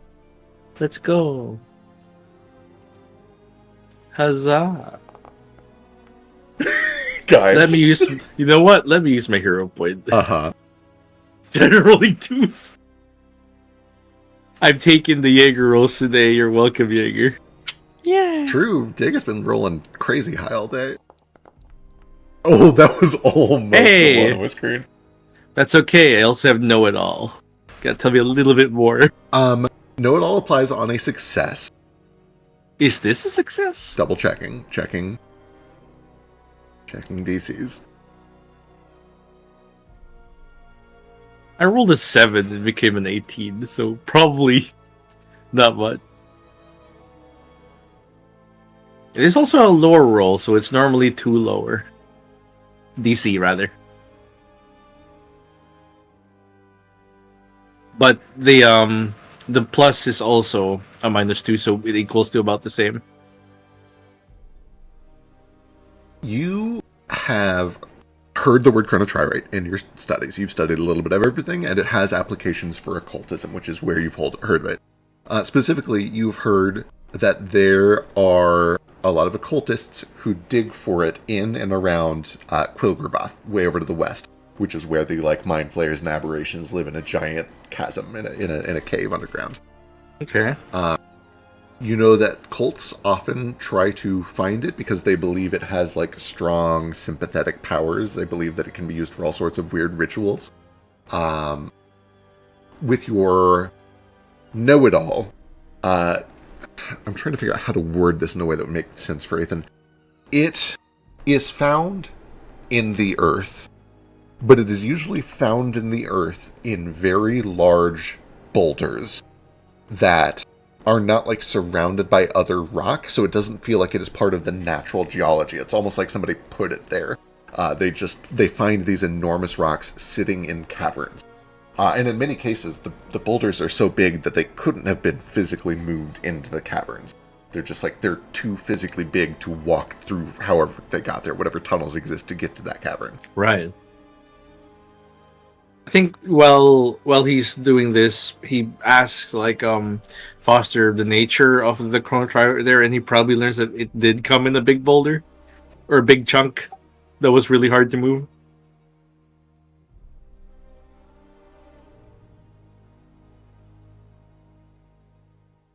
Yeah, as long as he's willing to share that. Oh, sorry. Yes, for sure. I'll pass that along. Because Baby Boy is also trying to move it, right? He So is. You know that right now Baby Boy is on a solo mission to try to extract as much of it as it can before the dragons come look at it. Well, good luck to him. He leveled up during all that. Maybe twice. Maybe twice. We haven't seen Baby Boy in so long. I struggle to believe he was even real I know. to begin with. I got to get that solo session, but hopefully soon. It's almost to the point where if we don't do it, we're going to start running into timing problems. So we got to do it very soon. That's why we have chronotryrite. True. Yeah. He'll just timey-wimey problem himself. Thanks, Zeke, for making this campaign weird. Hell yeah. So, what I know about chronotryrite is it's found, but it doesn't seem to have been made. It seems to be mined. The known places where it's mined is this place that's known to have mind flayers and aberrations.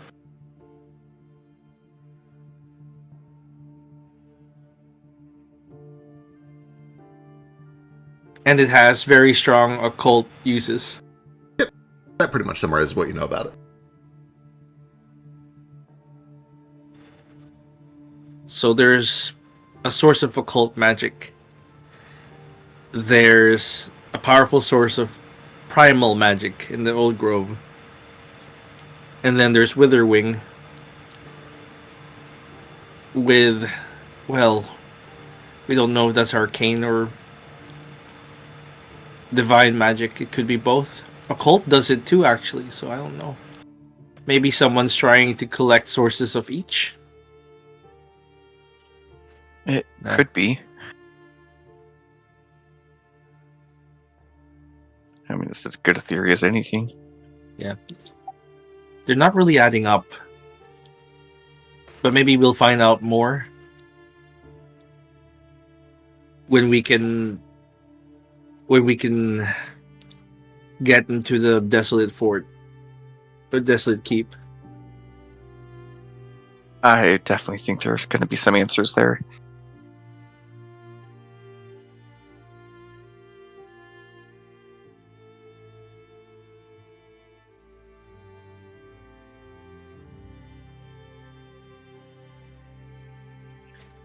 I lost count of the bones too.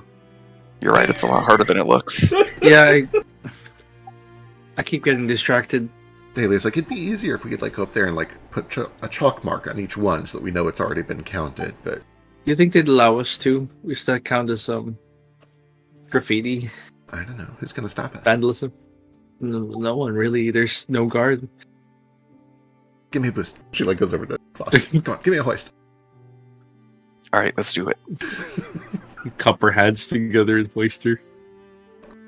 Uh, He's light enough, I think, that the dragon will fall apart. she immediately, notoriously clumsy, she immediately like slips and falls. One of her like hip bones literally like rolls out of socket, and she like runs out. Oh, wait, and she like snaps it back into place. Okay, maybe that was a bad idea. Hey, we had to try. Yeah, Yeah, it was a good.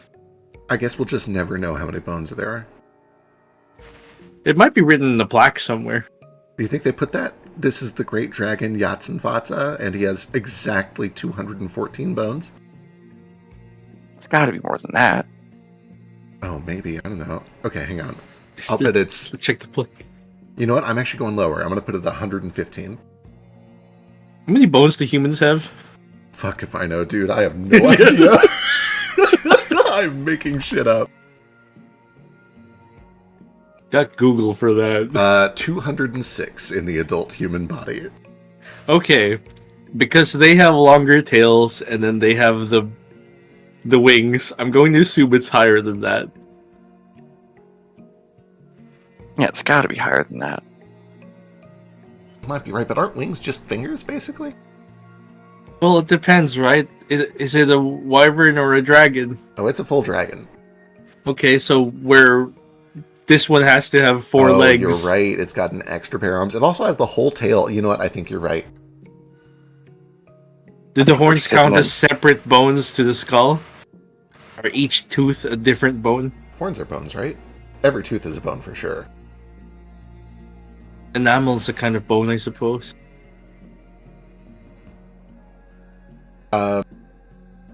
Branch, while this is all going on, you hear them talking. You kind of overhear a lot of that conversation.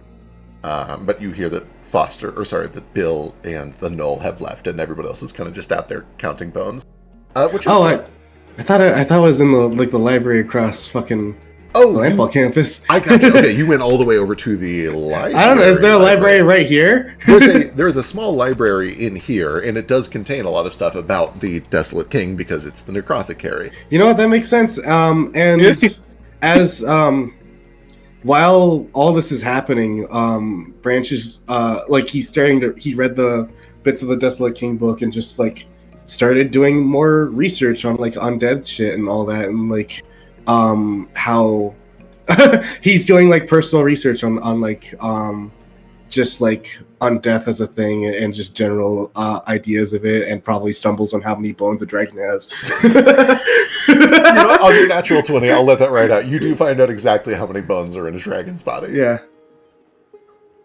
You also learn that whether or not the bones or horns are bones depends on the type of dragon. For some, it's like a cartilage that's kind of like flexible, and for others, it's rigid. Gotcha. Do I find out any interesting information that no one else has happened upon yet? I've rolled a natural 20 on fucking researching the Desolate King and Lower Trilogy. I just need to fucking do it for everyone's villains at this point. True. I don't. So it's hard for me to just like pull all of the lore that exists for the Desolate King and give you something out of it. What I like to do for this is something that Drake did in a lot of his campaigns, where essentially you have one question in your pocket. Write down somewhere on your character sheet that you had a natural 20 on researching the Desolate King, and you can essentially have a question at some point, and I will give you a specific answer to that question. All right. Branch just comes out of the room and says, dragons have exactly 420 bones, depending on which type of dragon it is, not relegated to any like birth defects. Golden dragons. Blaze it.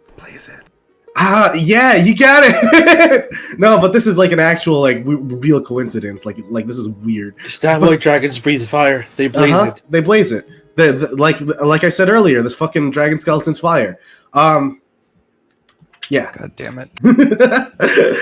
Anyway. 420 is a magical number used in the cold arts. It sure is. And Branch fucking whips out a cigarette. Hey, check this shit out. It makes sense. It makes so much sense. 42 is the meaning of life, and if you put a 0 at the end, it's 420, making it undead. And the blaze. I heard that dragons invented and patented the forbidden ancient left-hand Suzuki method. What? Hi, I've been here the whole time. He's been here the whole time.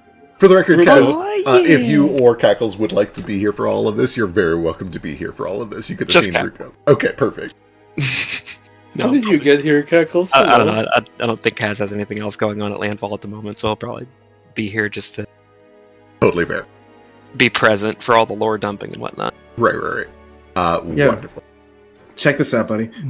And I just show him the section of the fucking Desolate King book with his face in it.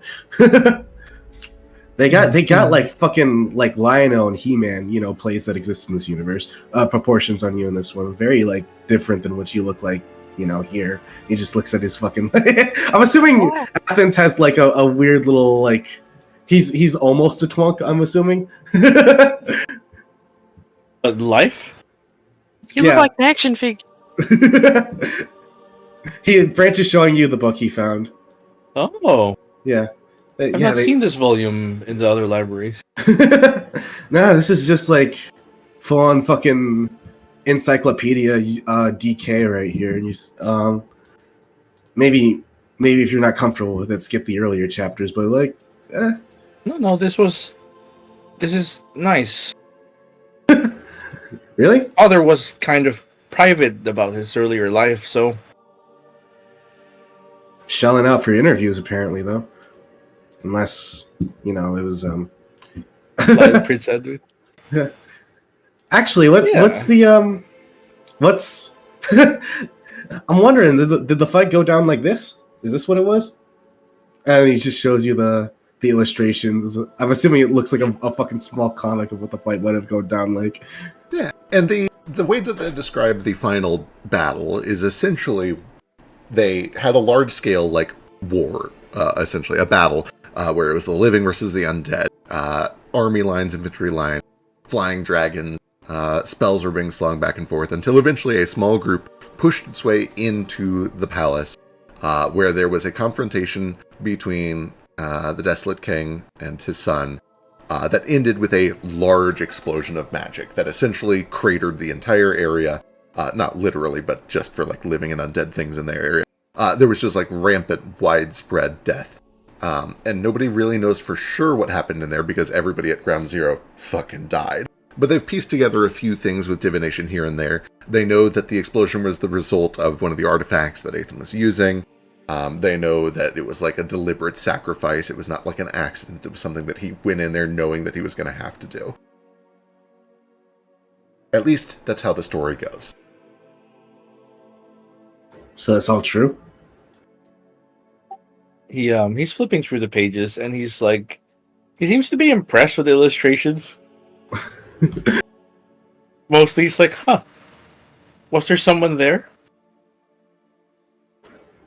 Okay, this is a little embellished. I did not have that many abs. Also, my armor covered more of my body. Yeah, this is This shows the midriff. Nah, 8 yeah. inches is a little egregious, though. This artist for Zeta. How do you pronounce Frank Frazetta's name with the Z in Frank and the Zeta? Zrafetta? Frank Frazetta. Frachetta. He draws most men like this. Frank Frachetta. Yeah, everyone is weirdly underdressed. He never shows the feed. Uh-huh. And it's beautiful, but Jesus Frisk. No, that's true. Look it up. I'm sure it is. I believe you. It's just wild to me that is a thing you know about Frazetta that I never would have even considered. That he never shows. He never draws feet, even you're booted. A weird little freak. Yeah. Hey man, all artists complain how hard it is to draw feet and hands. He just cheats by hiding the feet all the time. And drawing way more hands than he ever should. Yeah, more hands. Yeah, the point of the But story hands is that are how everything you is kind of like based on truth. It's just clearly exaggerated. It has the Frazetta style thing going on. It's all a little Yeah. glamorized. The illustrations are embellished. The writing is mostly on point. They cut out all the parts where I was crying and begging my father to stop. Come on, man. so They were like someone was put a very heroic speech in the end. I never said any of that. I was mostly crying. Well, you ain't gonna. How about you not embellish? How about you fucking not include that part when if you ever tell anyone about this ever again, you know. That I begged and pleaded. People like the illusion, Ethan Aldemore and all that, you know. I know, but I lived that illusion forever, and I kind of just want to be me now. Just know that this is widely published and people fucking love the story. Well, I'm glad they liked the fictional version of the fiction I was depicting.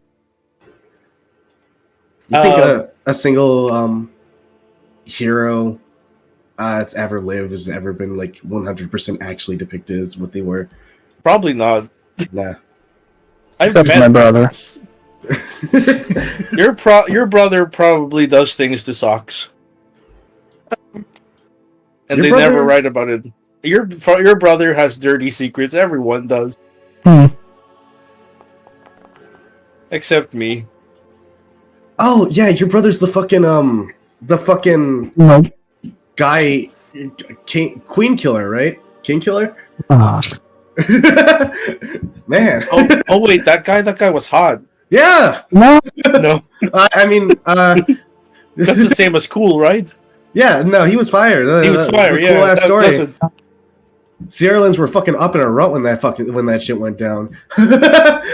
made my life hell working for the fucking Church of Jesus when it happened. But like, man, it was cool to see that those assholes got one coming to them. Man, your brother's real cool, Ruko. Yep. I mean, you're cool too, I guess. You're very cool. Look at that Yeah. performance roll. What were you doing with that? Nothing. What do you mean? Earlier when Branch took out a cigarette and lit it, Ruko got real excited and he was watching intently to see what would happen, and then nothing happened. He played it off really, really well. What? All right. Anyway, so I think my sister's gonna be here soon. Wait, you have untrained improvisation? Yeah. Active on your thing with a +8? I still roll bad. Yeah. That's a twin. Yeah, that should be a 25, but we'll get that fixed at some point. It should only be applying to things that you are not proficient in. But that's not You're your not fault. proficient in performance? No, he is proficient, so it shouldn't be applying that. We'll get it fixed later though. That is Foundry's fault. That's not your fault. Silly Foundry. Probably should head back to meet with Mia Armada. If I'm not there when she gets here, she'll fucking bitch up a storm probably. Oh yeah, give her my regards. You want to join us? I've never met her, I think.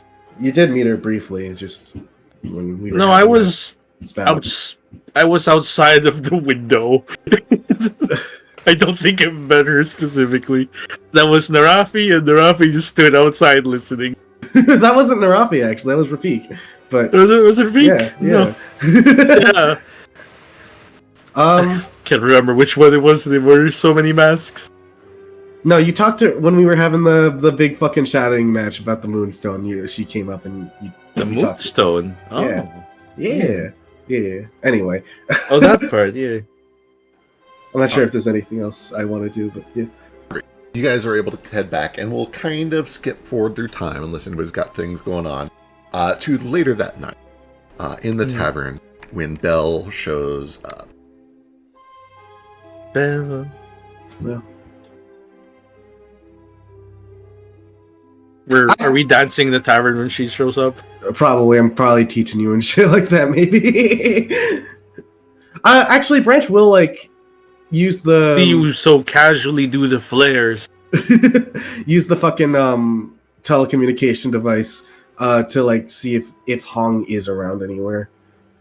Make it look so easy. Make it look so easy. Look at the way he moves his hips. Hong responds, I'm in town for a couple of nights. Why, what's up? Nah. Just wondering if you wanted to perform a bit in the fucking square for the landfall square.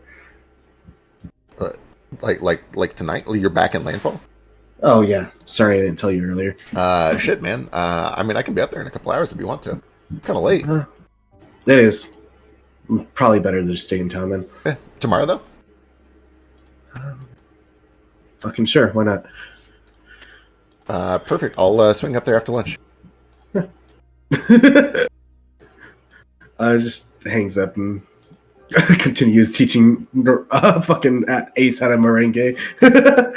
Perfect. After a while, eventually, the door swings open. Belle walks in. She's definitely not wearing her Cyrillin garb. And Belle walks in.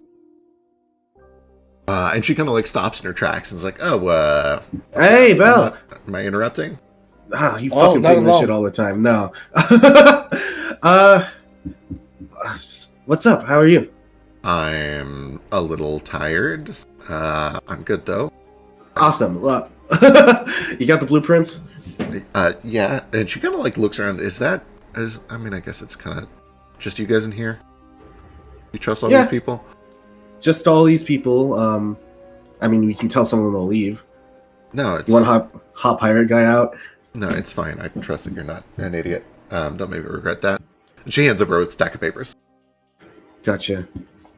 And it's just it's just the blueprint she was talking about and all that? Yeah. Essentially what you see are blueprints for a couple of floors of what appears to be a pretty large facility underground. They appear to be 2, like, underground levels. Oh. Man. And one of the things you said is that it's all like scrawled badly and shit like that. Yeah. It's not professionally done. It looks like it was hand drawn. Yeah. Huh.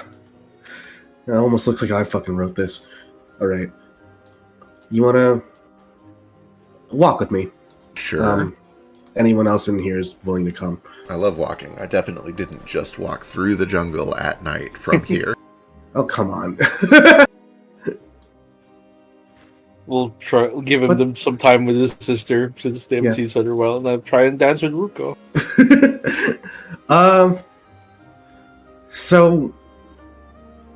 So magic, right? You do that now.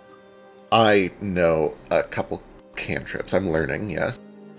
On a scale of like 1 to 20, like what's your fucking what are you? If you're asking how good at magic I am, I can tell you that I am among the novices. Apparently, I'm doing pretty good for a first-year student. Huh. I can do this. And she kind of waves her hand in front of her, and with some effort, probably a little more effort than you would expect, there are 3 or 4 little globules of light that pop out in front of her and begin to kind of just drift around her slowly. Yeah. Yeah, no, I've seen shit like that. Like, this shit's impressive. I can't do anything like this. Yeah, it's great. It's something, I guess.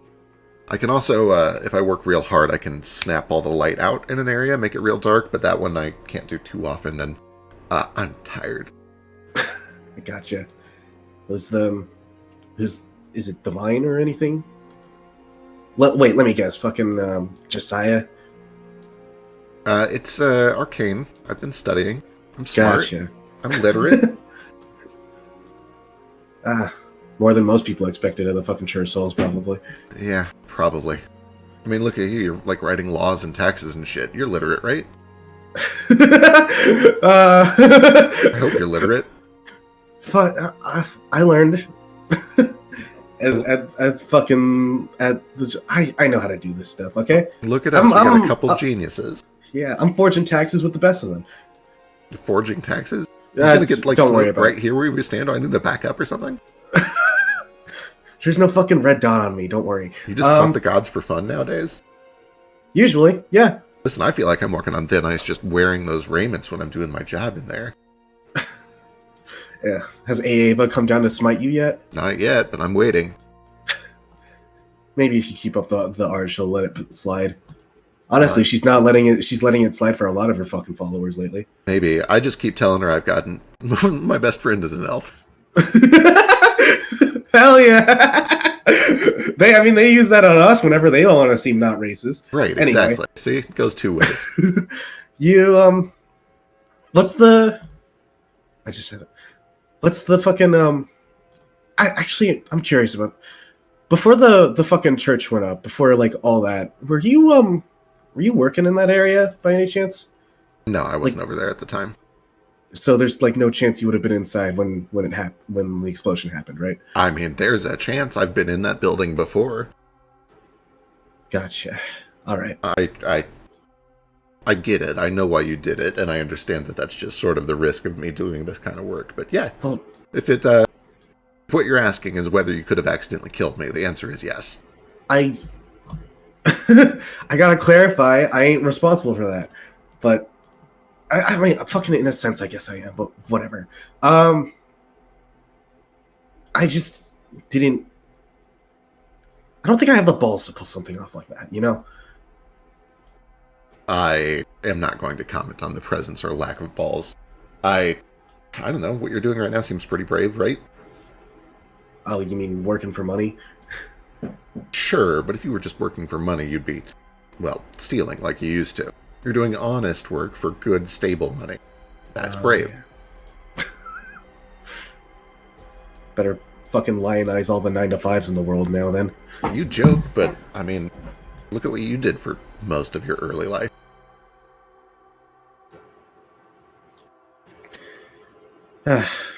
It ain't glamorous. The people in there, and he like, I'm assuming they've been walking a while, but he's been like, he points back at the fucking tavern. All of them, I didn't feel like I belong around them, you know? Like, they're all out doing important shit. They're they've got more to them than anyone's ever had, and than most people probably will in their lives, and I'm just some fucking guy who got lucky, stood around them, want me around for some goddamn reason.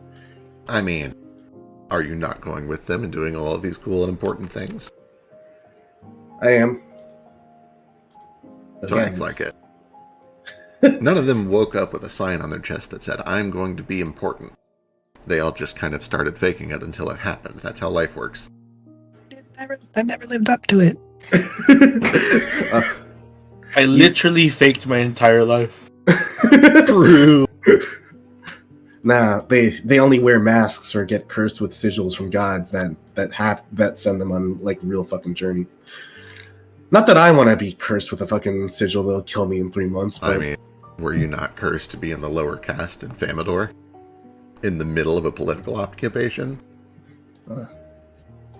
Yeah, I guess I was also cursed to sit on a fucking execution block, but I guess it was a blessing to only lose my arm and not my head. That you did that one to yourself. You do know that, right? I understand why you did what you did, but responsibility is a word we made up. The truth of the matter is that you ended up on a block because of actions that you took. Oh. Thanks. Sure Mom would say the same thing. No, I'm sure Mom would be dead if you didn't steal that medicine. I didn't say that I disliked your choice. I'm just saying, you have to own it. I wasn't angry. I'm just letting it settle in. Actions have consequences, sometimes good, sometimes bad, and oftentimes a little of both. Is that why you weren't there? I wasn't there because I wasn't ready to watch you die. I figured that if I simply didn't look, maybe I could pretend it didn't happen. Guess it worked. Just a little.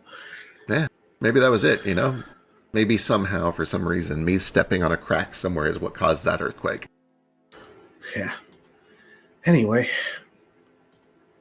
I don't want to see the same thing happen to you, so let's see what the origin of this magic you're fucking with is. Sure. How's this work? Fuck. Do we need someone who knows magic? No, the Cinderstone works without a spellcaster. It does require components. Let me look up the cost of those components. Let's see. Rituals. Player knowledge and notes. Landfall rituals. Athenaeum, Murmury, Dowsing Pool.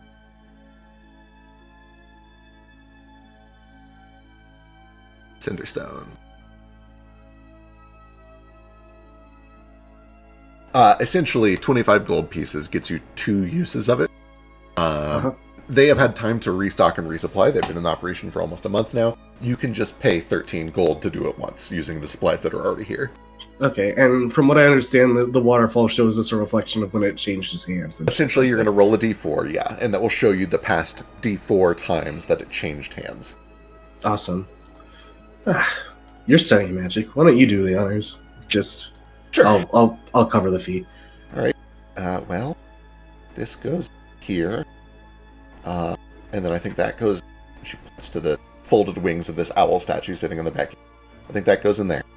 And then this, and she kind of like places her hand on the forehead of the owl, and it begins to glow. You watch as the scry gunk is consumed, and I need you to roll me a d4. It'll be awesome if you get real good at this to know an archivist I don't actively despise. D4? Yep. That's the triangle, right? Yeah. Sure is, yep. Hell yeah. Fun. Okay. Let me write this out to make sure I do it in the right order.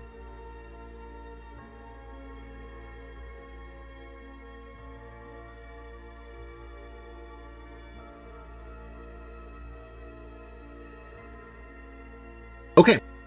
The first vision that appears in the mists of the waterfall in front of you, illuminated by moonlight and a little bit of magical light that is set up to project out from the back of this balcony, shows the art club meeting up at a little warehouse that they have essentially turned into a hangout spot down by the docks. And you see Belle is kind of just talking with the rest of the art club, and they're walking towards the front door.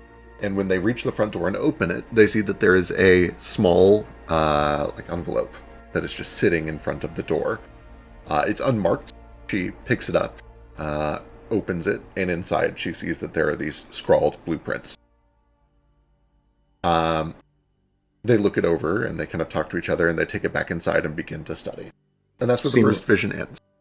Seem right so far? So far, seems right. And Belle's like, yeah, I remember that day. Okay. And then the second vision shows. I don't have a map prepared for this, but you see the inside of the Temple of Aeva. You see gleaming white marble, gold filigree, beautiful statues, paintings of all sorts of different colors lining the walls. It's a little known fact to most of the people in Famidor, but it's well known to clerics of Aeva. Aeva is the patron goddess of elves. She is the creator god for elves. She is their caretaker, but she has other domains, and one of the most prominent domains that she has is creation. It's art, it's beauty, it's music. She is a fan of creation. And we see the scene kind of settles in on the one of the side offices, where inside we see a man, an elven man, in the raiment of a cleric of Aeva, white and crimson with little bits of gold. You can see that he wears a wide-brimmed leather hat on his head. You see the pointed ears of an elf. You can see he has slightly darker tan skin. And he appears to just be kind of studying. And then there is a knock at the door, and the door opens.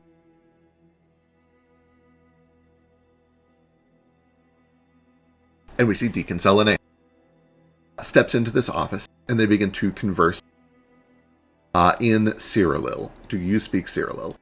Yes. And also just like a small detail when Salanea shows up, Branch like visibly like grits his teeth and his fucking fist balls up a little.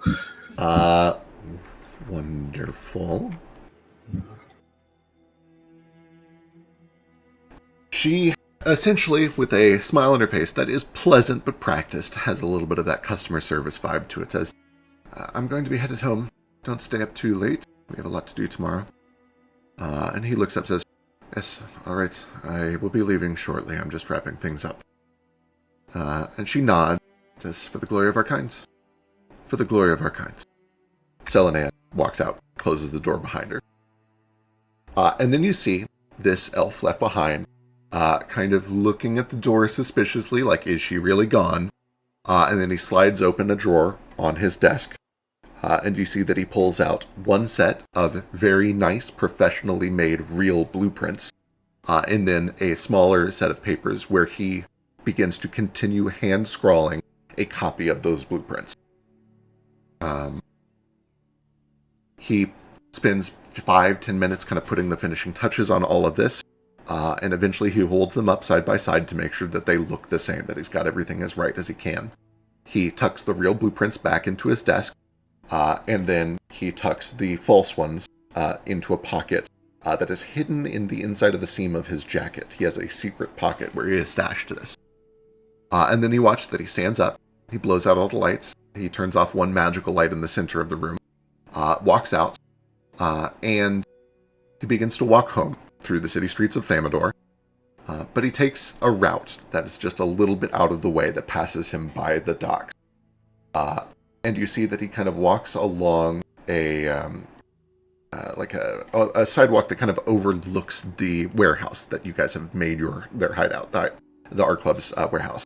And from above, he just kind of tosses the envelope down, and it lands right in front of the door. And he kind of like does a little, yeah, nailed it, good throw, and continues to walk on his way. All right. And that is the last vision you're shown. You have a conspirator. Apparently I do. That was Deacon Selenea. Yeah. Awful horse, Deacon Selenea. Yeah, I hate that bitch. And the other guy, did you know the other guy? Nah. Wait, have I seen him before? Oh, boy. Give me either religion or society.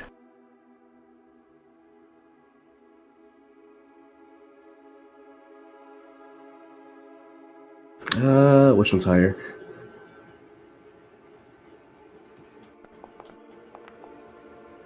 Nope, never seen him before. Not a clue. Sorry. Weird. Weird. They have moles. I don't know if I ever... I mean, I guess it makes sense. I just thought they were all like, it's the Cyrillian Church. They can't have dissenters, right? I mean... I thought they were all radicalized. That's a bit extreme. Look at fucking anywhere. You'll find dissenters for any like major fucking religion. I found dragons trying to betray each other. Fucking dragons. Sure, that makes sense, right? They've got different things going on. I thought the whole point of the Cyril occupation was like unity through homogeny and genocide, right? Like, Elves are the best, and if you ain't got pointy ears, you can just fuck right off. Yeah. That guy's a deacon. I mean, he's or at least he's high ranking. He's a father. What? I don't know how the ranks of the church work, but like, he can't be faking his way that high, right? You'd be surprised. I don't know. You put up for any promotions? Fuck no. I just started 6-7 months ago. Fair. They make me go fetch their breakfast in the morning. I ain't know if you know this, but remember those like sunlight balls I handed you a bit ago? Yeah. They I mean they point to official blasphemous activity on fucking part of the Cyrillian Church itself. So like I can imagine that the guy isn't even on our side, but he just doesn't like what's happened to his fucking congregation, maybe. Maybe. Weird. Well, now what? Do we talk to him? Do we go try to find him? Do we stay out of it? Listen, as much as you didn't want to see me on a fucking execution block, I don't want to see you on one. You can. I don't think you should go talk to him. But All right. when I get the free time, I'll do it myself. Oh, you're allowed to do it? I'm not allowed to do it, but you're allowed to do it? Hey, I'm already fucking wanted. You want your fucking face plastered all over Famador? Fine. No, I sure don't. And you got the resources? Like I said, I've been traveling with fucking heroes. I can trick them into doing whatever I want. I get it. Mr. Big Shot. I get it. Mr. Big Shot. All right. Well, let's Hey, go we tell got your one more other use Big of Shot this thing. friends. Come on. Don't we got one more use of this thing? Yeah, what do you have? Can you turn around for a second? No. Yes. He pulls off the communication ring and puts it in. All right, you can turn back up. You can look again. It's your fucking communication ring. Why It's did you make confirmed. me turn around? I'm wearing one. All right, fine. Here we go. And if you want to subtract another 12 gold to make 25 gold total. Yeah. And give me a d4. Just make sure he's not the only co-conspirator they have. Well, can I hero point this? I believe I've let people do that in the past. Yes, I'm cool with that. Awesome. All right.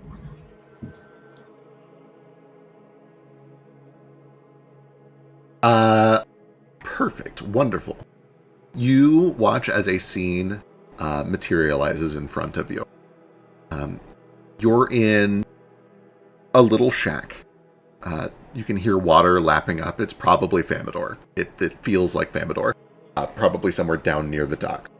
And in this shack, you see that there is a man, a small man, a halfling man, with bright orange curly hair, who's got his tongue stuck out as he's focused intently on a project that he's working on the desk in front of him. He is making all of these devices. You see that he grabs a couple of strange tools that hum with ozone and magic. They have crystals embedded into them. At one point, he fucks something up, and there's a zap, and he kind of like pulls his hand back quickly, and then cautiously goes back to work. And you almost watch like a time lapse going on as he works on these for hours and hours and hours. Finishes one, puts it in a box. Finishes another, puts it in a box. Finishes one, puts it in a box. And eventually, you see that he gathers them all up, aside from one, which he puts into his own pocket. The rest he puts into a crate, and under the cover of night, and under the cover of an invisibility cloak that he pulls over himself, he stalks invisible to the warehouse and sets the crate down in front of it. You watch as when he lets go of it, the invisibility drops for that little crate, and it seems to just appear in front of the warehouse. And then he walks off. And that is the only vision you're shown. Now that guy might be easier to fucking approach than the deacon.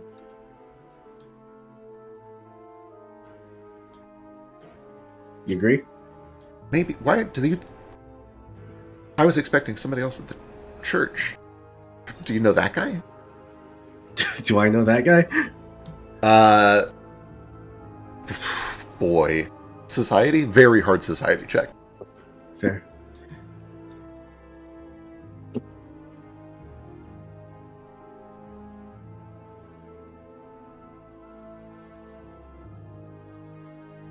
Where'd the skill page go? Is it the hand? It's the hand. Yeah.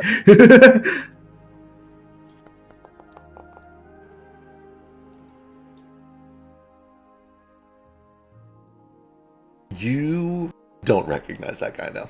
Do I recognize anything he was wearing, or like, does he seem affiliated with anything? You don't recognize like any colors or gang symbols or anything like that. He seemed to be pretty pretty discreetly dressed, nondescript. Kind of just a simple green cloak, which obviously had some magic on it that allowed him to momentarily go invisible. No, I ain't know that guy, but I think I'm about to. And he puts the the communication device back on and permission to speak. One of the art club guys like, yes, go ahead. All right. Hey, red-haired halfling tapping our line. What's up? No response.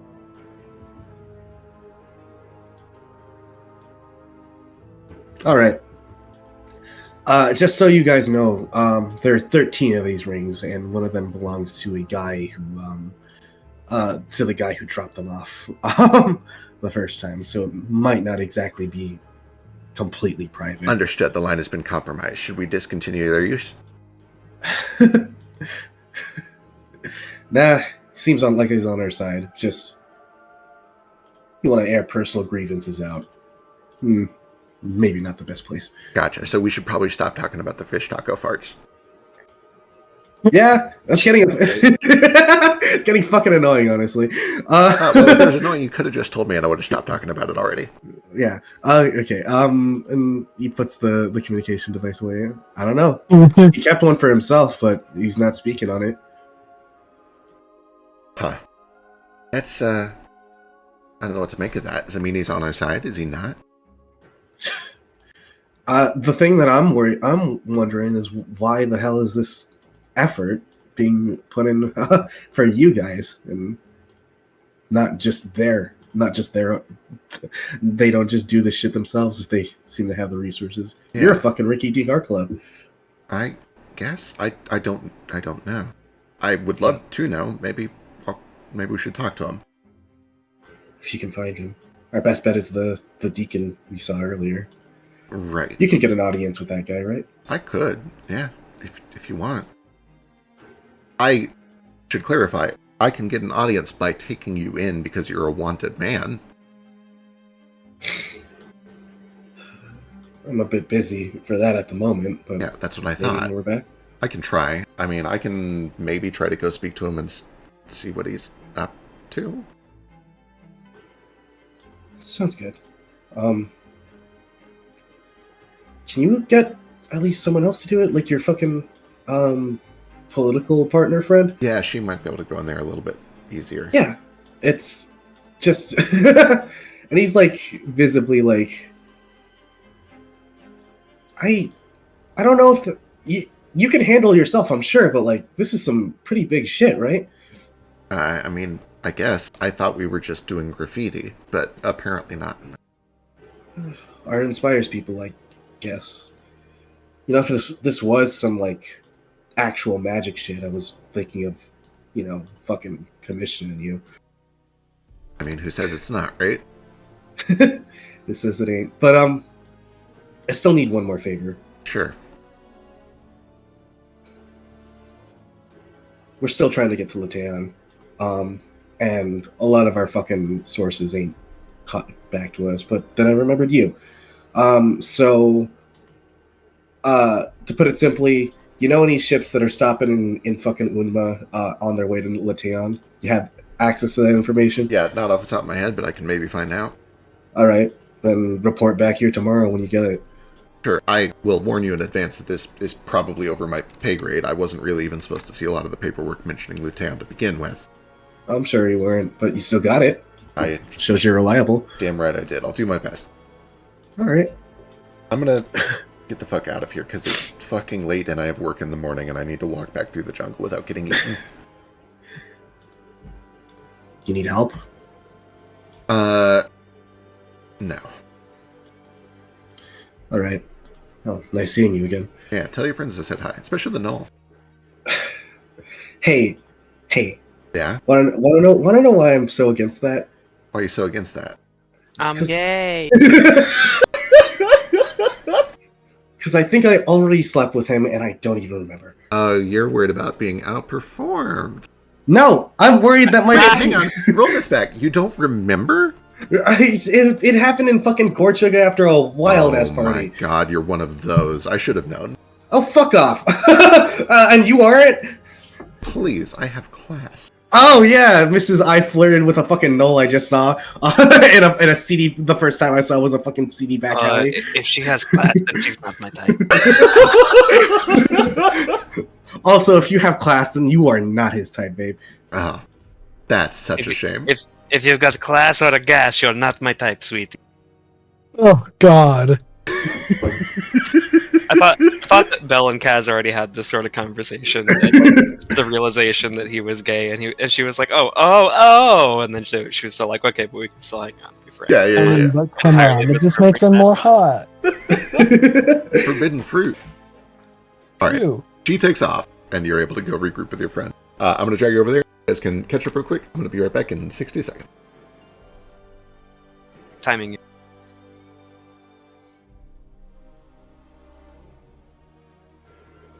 Yo.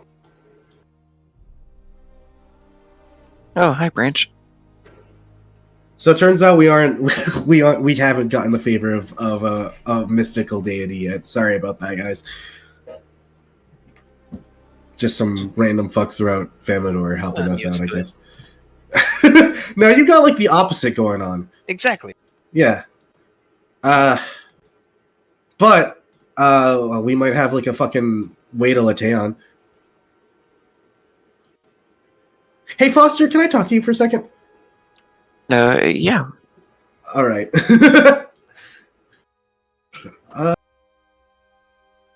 You can just mention a hypothetical way to Lutead and then drag off the bag of bones by yourself. I'm coming too. Fine. I mean, if Foster wants to speak, If that's alright. You want to come with us to Lateon? Me? Yeah. I mean, I was planning on it. Yeah, well, we appreciate the help. Just wondering what the fuck you're gonna get out of it. You guys are all helping me with my situation. Yeah, but this is a prison island in the middle of the ocean that's never been breached before, from what I understand. We're going in full on to try and help some people escape from it. Could go horribly wrong, you know? Might die again. Yeah, and I dragged you guys into a weird side plane full of plants that want to kill us and a bone dragon that breathes death everywhere trying to kill us also. I don't think I was around for that one. What? You know what? No, don't. You don't need to expand on that. I guess that makes sense. Favors for favors and all that. Yeah. Okay. Well then, what would you want then? I feel bad bringing you along without you getting anything from it. I don't really need anything. I'm just happy to help. Really? Really. I mean, long term, I'd like, to be safe and for Thalie to be safe, but I mean, that's... No one can give me that until the Desolate King's dealt with, so... Yeah, I guess that's right. You thinking about hiring protections for her? I don't know that I can afford it. I'm gonna hopefully talk to Gigi and let him know what's going on, and Bill knows too, so... I mean, I think she's about as safe as she can get here. Who knows? But maybe have her keep her head down for a bit. Don't be fucking marking up dragons in plain sight, you know? I'm not telling you to lock her up. I'm telling you that maybe she's a target. Maybe be a bit safer if she wasn't out all the time. I'll talk to her and see what I can do, but I don't know how much of an impact it's gonna have. She's a free spirit. All right, buddy. I guess we're glad to have you along.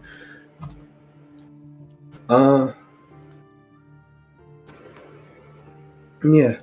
Is the DM back yet? I am, yep. Hey. You guys have anything else you want to do tonight, or do you want to skip to the morning? Oh, I'm just sorting through the notes and the documentation. I'm seeing if they're fixable, if they're cleanable, if they need to be replaced. Give me perception or society. Either one works.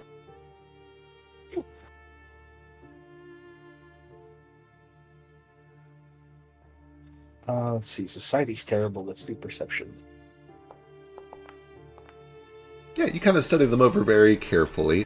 They're old, but old doesn't really matter much in Unma, because a lot of the species that live there are either long-lived or undead. So that really is not too huge of a problem. They're legal. Everything is kind of up to date. It would be... How do I put this? It's a Leonin from like 300 years ago. Anybody reasonable is going to be like, yeah, that guy must be undead. So, like, there's no disguising that. But assuming you're willing to divulge that, you could pass yourself off as him with these, legally, yes. That's Narafi. Like they know who Narafi is, in theory. In theory, yeah. They would have to be like a historian. It's like the name of a trusted general not just from that. 3 years or 300 years ago. He was also active for the last few months. Oh! Like, as Narafi. That's remember? True. Yeah, there are for sure contexts there who knew you as Narafi, yes. A high-ranking, like, member of the Magi, which is what I'm trying to be now, essentially. I want to be back from the mission I left for a few months ago, and I'm like, what the fuck, I left for a few months and everything is shit? Where is the commander? Right, if you're just trying to kind of pick that persona back up, easy peasy, and the papers are going to help you if you need to turn that into, like, legal leverage, yes. Yeah.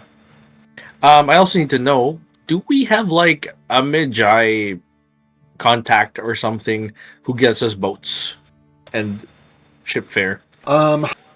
You guys would be... Do I have essentially a discount? Essentially, you guys are in contact with merchants, and you pay a very slightly discounted rate because of your steady business. Everything kind of runs on gold in Unyo, and that means that the guards pay for the boats, and the citizens pay for your protection. It's a very, like, pay for everything kind of libertarian hellhole. And what that means is that mercenary guards. Right, exactly. You're literally called mercenary guards instead of town guards. And the answer to that question is yes, you absolutely have a contact. You don't know if you'd be able to get it for free, but you could probably like get it at a very slight discount and potentially use the Magi like bank to fund it. I will tell you, the boat that you get is going to be a river boat. Unyo is set on a wide river, but it is still just a river. You don't know if it's going to be appropriate for like overseas transportation because they don't really keep those kind of boats there. They don't need that. You don't share any ocean borders with anybody that you have to send Magi to deal with. Right. Barring that, then, how much for a boat to rent and or buy? Let me look. Let's find out. Like the smallest possible one, right? That's seaworthy or whatever. I probably also like bring this information that I know over to Kaz, who is like the sea dude, Absolutely. The guy who does water stuff, the water boy, the wet man, the wet man, our resident wet guy. It's Sabian Wetman. Brings up the conversation he had with Bell about like we might, if anyone's down for some like good old fashioned piracy, we can hijack one.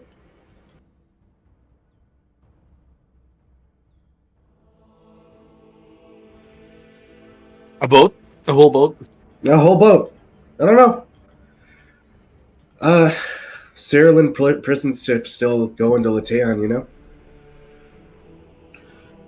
And if we just hijacked one of those, we'd have a ship that probably already has more provisions to get to Latean than otherwise, right? Also, but we are taking prisoners of yours, right? Yeah. So what I'm thinking be difficult is what I'm thinking is we hijack their ship. Maybe if there's like they do got prisoners on it, we let them out and they help us fight. Free them after we're done and replace them with ours. You're sure the prisoners will help us fight? They're prisoners for a reason. They're Cyrilin prisoners. They probably got arrested for fucking jaywalking. Sent to Luteon. It happens, man. The slightest fucking So Narc the impression that Lutean prisoners were highly important figures. is this what are the chances that a fucking Latean prisoner could just be someone who is like very vocal about like or like essentially a fucking anti-Cyrillin journalist? Does that sound likely? Boy. Give me society or Regicide lore. I was gonna ask for the slant of the La Chalache stuff, but I think this is a different like angle to that. Yeah. Right. Can I do some Lutean lore? Yes. Let's go. Assuming that is esoteric lore. Yeah, it's a 2. I'm just my gonna keep God, rolling Frisk. these. It's fine. And we're not in the fight. It's fine. We're not fighting honey.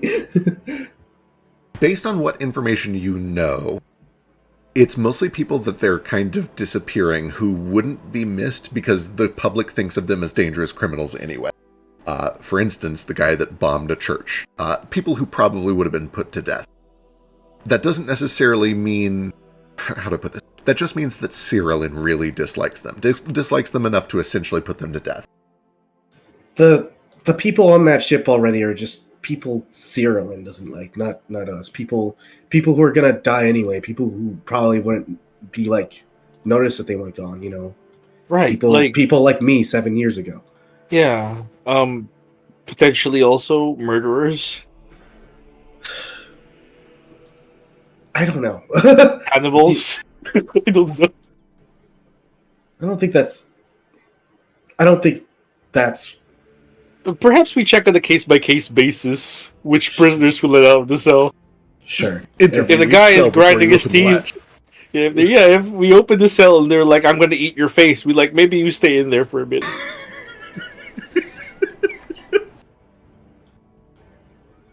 And then we check the next cell. If that guy's chill, maybe he just has the jitters, and it's like, "I don't want to die. I'll help you." We'll be like, "Okay, cool."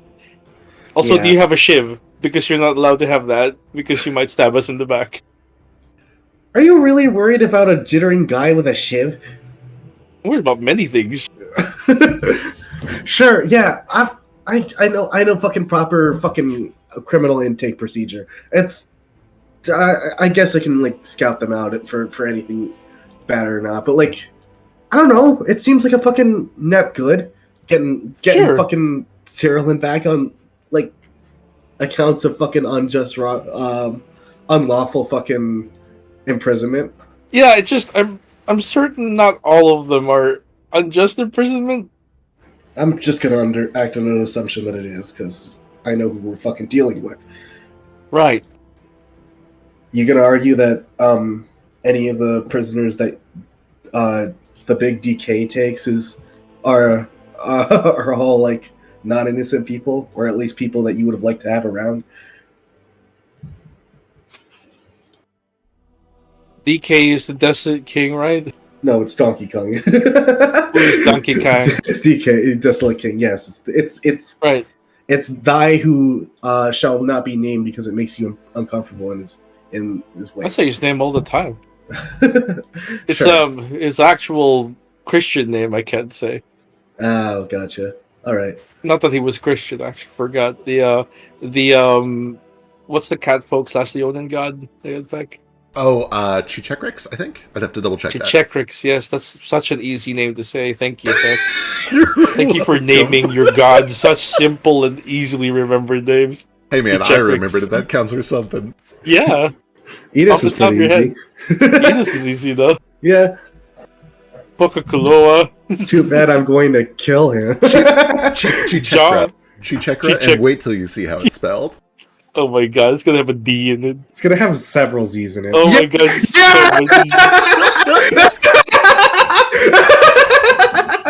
I fucking hate it. I hate it here. Chakra. With Chakra. 2 Z's, 2 I's, 2 Z's, 2 K's. Why did you just add an extra E, 2 R's, and another A? All I'm saying is, if anyone's got a fucking better plan, speak up. Kaz, I'm for aboard. free, you know that the smallest seaworthy vessel that you could get would probably be a small cutter that costs about 750 gold. If you want to, like, buy forever and own a cutter. Did Kaz die? Okay. He's alive, I think. Alive. I only have 3 months to live, though.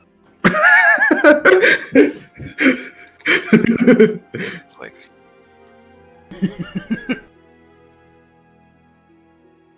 Theoretically, you could also just try to like board one that was already going out there. That would be tricky. They're mostly used for commerce. They have places to go. But people do plot courses. They will take you on a trip for a fee. That is a thing that you can pay money to do. You can exchange money for goods and services. What? Money can be exchanged for goods and services. Lisa needs braces.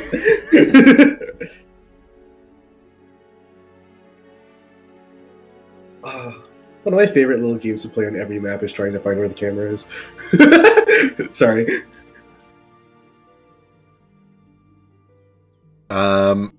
It looks like transportation on a sailing ship costs usually about 6 copper for every 5 miles. What a weird conversion rate. Let me find out what that would be.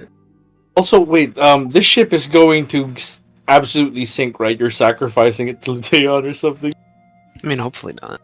Filling it with bombs or whatever? Was that the plan? I don't know what Kaz's angle is on that. I don't know shit about bombs, but I know he... Have you acquired any bombs? Can you make...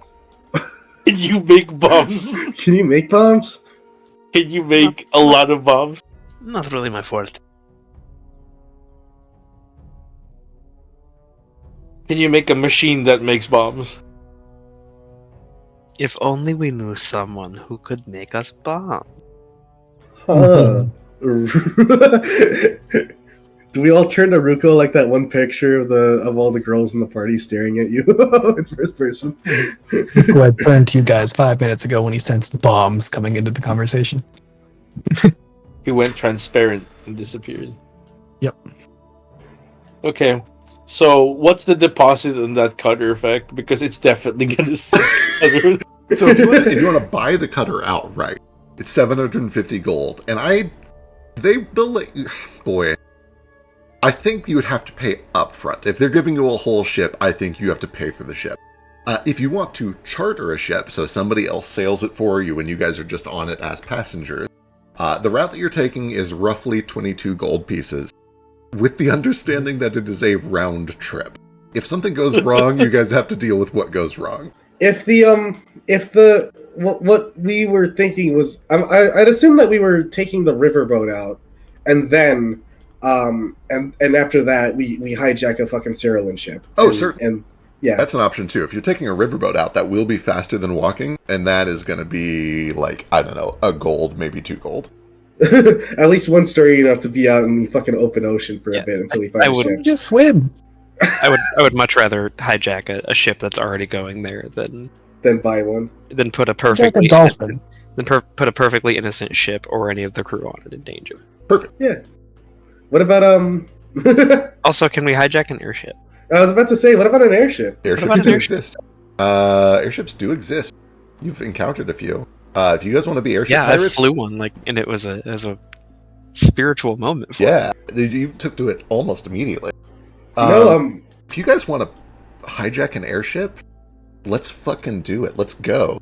You have to find an airship to hijack. There are tons of them in Octima. There were 1 or 2 that you saw flowing overhead in Unio. There's a couple in the Walled Garden. If you make your way up Mount Avalon, you could go to the Walled Garden in Eden. You know that there are some in Wexas. You basically just have to find an airship and then hijack it. That's the whole plan, right? Preferably from someone who's already going to be an enemy. Again, though, I am a pirate with morals. If I'm going to hijack a ship, I want to make sure that it's like, do Ceruleans have airships? Yeah. Cerulean has airships, absolutely. Let's hijack a fucking Cerulean airship. That works too, Kat. Ashalachi ain't gonna fucking see us coming on the open ocean. We, if we're fucking flying above it, I don't know shit about this guy. Yeah, then I guess we fucking crash into the Alataleer Lighthouse, kill everyone there, and actually, Is there at least Is one the or two? lighthouse what you're trying to target? Why No. crash it? We rappel down, we breach like professionals, like we did before. Yeah, I was just joking about that. If I'm May- hijacking an airship, I'm not going to crash it unless I really have to. maybe we just fucking get a few crew there to man it once we breach into the lighthouse and head down to the town from there. I can keep that baby treading wind. This is wonderful. We have at most 12% of a plan.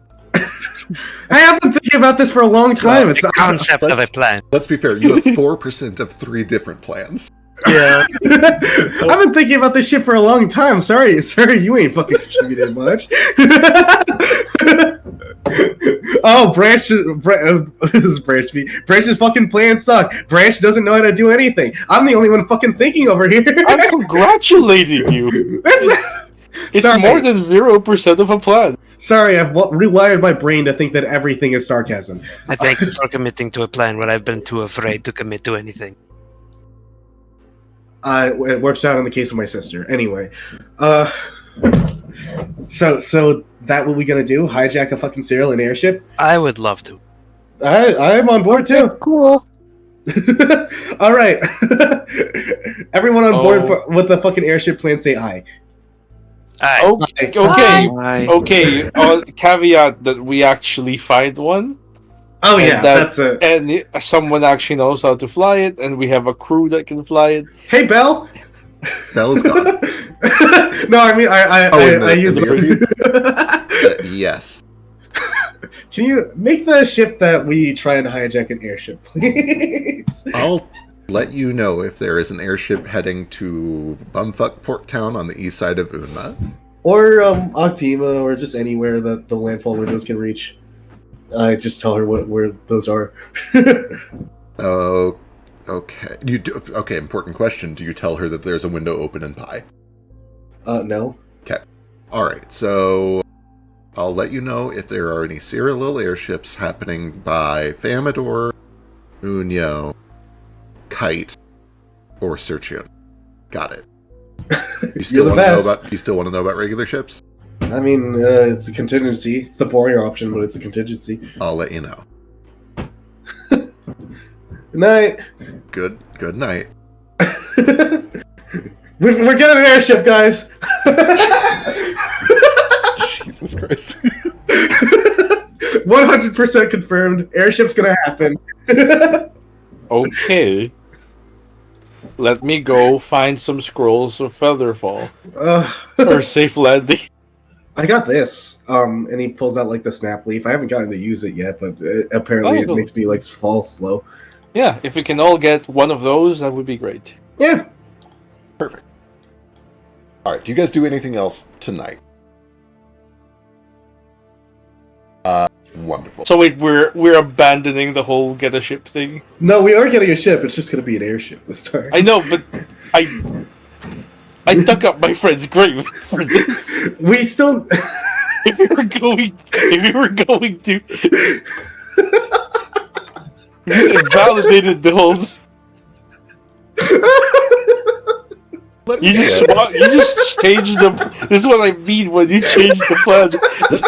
Let me get from 2 different people a couple of luck checks, just a flat d20. The first one is high, the second one is low. Okay. And God, I don't want to roll. I'm scared. D20 or D100? Okay. when the morning comes, Branch, after, I don't know, maybe 10:30, 11 o'clock a.m., you hear a voice, Belle's voice in your ear, and says, okay, there are a couple of serial airships up at the Holy Chryssicus. They've got a few that are kind of dicking around along the northern shore of Blimidil. They have a couple over the Tapline Sea. I think they have one stationed in Pi. Every now and then they send an airship down here to Famador, but it's been about 2 months since that happened, and I don't see any that are scheduled to happen in the next month and a half. Regular ships, though, little easier. There's a couple of regular ships here in Famador. They have a whole bunch along the northern seas, along the Golden Sea. Most of them are in the Tapwine Sea. They essentially just hunt pirates all day long. They do have a few that hang out in the Grave Lily Sea, and they occasionally make port along the eastern coast there. And as luck would have it, there is one that is scheduled to make a stop at a little Uni town. Let me look up the name. Sorry, just a second. Me, out of character, checking my notes.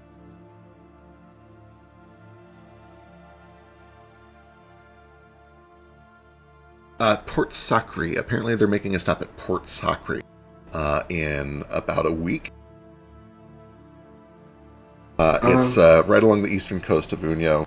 If you follow the river and then travel about a day and a half north from the river mouth, you'll find it. All right. You ain't at risk or anything because of researching this, right? Yeah, of course I am, but, you know, it's fine. I got it. I'm under control. All right. Can you, you know, if they ask you to get breakfast again, can you, like, put laxatives or something in Selena's food? When I'm ready to burn bridges, I'll start doing stuff like that, yeah. Sure. Awesome. It's a plan, then. It's a plan. I'll let you know when we get back from the town. Good luck. Dad's gonna need somewhere to stay, probably. Yeah, I take it we weren't going to be able to just, like, hang out here once we get him back. Nah. Got a mansion up in Gorchigo we're not using. Not a bad idea. Yeah. Maybe it could be a good place for you to hide out, too, if things go horribly wrong with the, you know, coup you're trying to stage. Right. Well, one major crisis at a time. Just focus on not dying on your way there. All right. And he just hangs up. Gathers everyone at the tavern and again is like, guys, I have some terrible news. Airship's gonna be a little harder than the boring option. Okay, plan B. Barring the acquisition of an airship, I'm going to go and like see if I can get some funds with the Magi, pull some strings or whatever, and see if I can get a discount on the ship, one of the cutters, maybe a caravel, whichever. But we have to give the ship back. So no bombs unless you already have bombs. If you plan to, then we're skipping town. Awesome. But the problem is, if we bomb that ship, how are we getting out of Luteon? So let's. I'll tell them like our best bet for an airship is in Pi. It was Pi, right? So far away. We have the portal. Do we take the airship through the portal? Hey, planes travel pretty fast, man. Planes travel pretty fast. Zeppelins do not travel very fast. Really? They travel fast in the sense that they skip all terrain, but it's not like it's moving as fast as a jet would. It's going to move at about the same speed as a ship, maybe slightly faster. So none of the airships were on our route, essentially. Right. The closest thing she mentioned is that every now and then they will send an airship down to Famine. That's even from here. Taking an airship over would be... I'd need to double check. I think that's at least like a couple of weeks. If you were to go all the way to Pop, it's again like a couple of weeks if you're just flying in a straight line over here. Okay. They have to stick with the boat plan. Yeah, so there's a ship in Port Sacre, which is our fucking really close to our destination. Okay. We can hijack that one. All we need is transportation there with the prisoners that we got. Right. And we're not destroying the ship, right? No, we need a way out, right? Yep, we definitely need a way out. If anything, you get a cutter that we can tie to... Is this something you can you tie smaller ships to larger ships, Kaz? I mean, like, I think so. It's called daisy. It's called daisy chaining. Yeah, we can daisy chain whatever we buy from your Magi friends to the original What a ship. cute name. And after we, I don't know, fucking rig the Cyrillin ship with a ton of bombs and throw it into Lateon, we just unchain that with the peeps that we rescue and fuck off.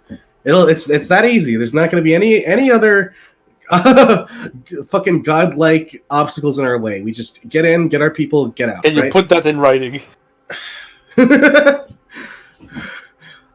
I swear. Not swear, but just the plan needs to be Yeah, sure. so I can bullet point it in my head. Sure, I'll work on it, but that seems fair. That seems good, right? We're finally doing something. We did it. We sat down together for 5 minutes and came up with a thing, Yeah. which is basically this slightly different plan. I still desecrated the grave for no reason. You can, but we still need a ship. We still need the first ship to get to the other ship. If we have the first ship, why do we need the second ship? The first ship is a riverboat. Yeah, the first ship's a Okay, riverboat. so we need a riverboat to get to the next ship, which we're going to hijack. Yeah. Okay. Okay, so we're not taking the cutter. No. And yeah. I don't know. Any other ideas? Anything else that we have? Yep. You guys have anything else you want to do while you're here, or are you heading back to the desert? Perfect. How much is the thingy that Branch was just doing with Bell, where you give it an item and it shows you the last couple people that touched it? 25 gold gets you 2 uses. Okay. Like 2 uses per person, or were those both? No, just 2 total uses. 2 items. Oh, okay. Or you can just pay 13 gold for one. I can't remember. Do I have that pocket watch that I got from the weird Jane still, or did I give that to her when I showed it? Oh, what a good question. Yeah, Oh, I don't know. Because I know I like showed it to her. I know she read the inscription and everything. let me see if Zeke's still awake. It's a long shot, but he might be.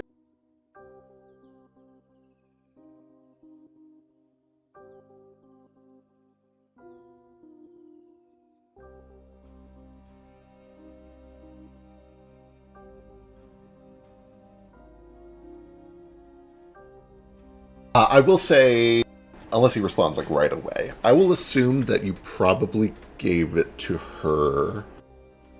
But if that ends up being wrong, we can flash back to this if you plan to go check it out. This might just be like a metagaming or a selfish gut instinct, but I feel like unless she insisted on like taking that Kaz would have wanted to hold on to it. Because that message was explicitly to him, but we can come back to that like between sessions. For sure, we'll flash back to this because this is interesting, but I definitely want to be careful not to mess it up. Yeah, I don't know who it went to, but I'm very curious about it, and I just remembered that we had this resource. So. Absolutely.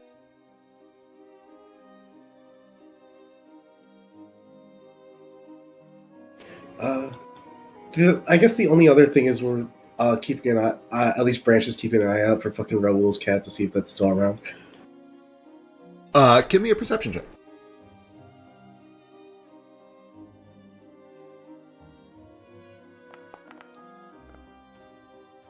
You keep a very close eye on your surroundings, trying to keep an eye for this weird little Sphinx cat following you around, and you don't see him at all.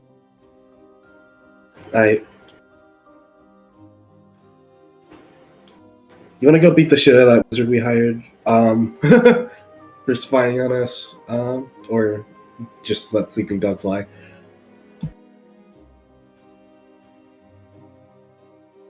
Probably. I say probably something.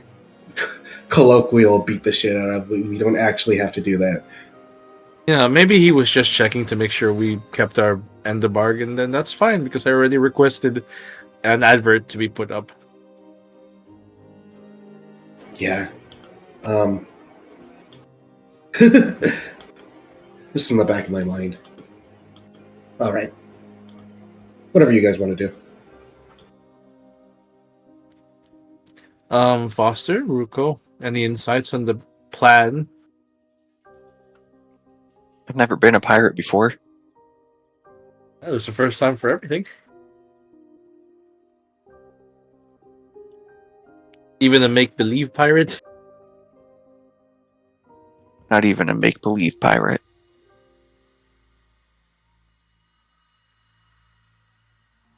Ruko is dead. He maybe did. Died. Either way, it sounds like no matter what you guys decide to do, your first step is walking through the portal to get back to Unio. Is that true? Mm-hmm. Wonderful. Let me get perception check. This is the next day, right? We had a rest? It is. You guys have had a night of rest. Today is now Monday the 7th. Is there a sign put up for rules yet? There is. As you step through the portal, you do see that there is a sign advertising Raoul's shop. You said perception checks? Yes, let me get perception checks as you all come through. Raoul's Magical Wares at 48 Enket Terrace. Open. I rolled Sun up to above a sundown, 2. except lunch. Excellent. That should handle our part of the bargain.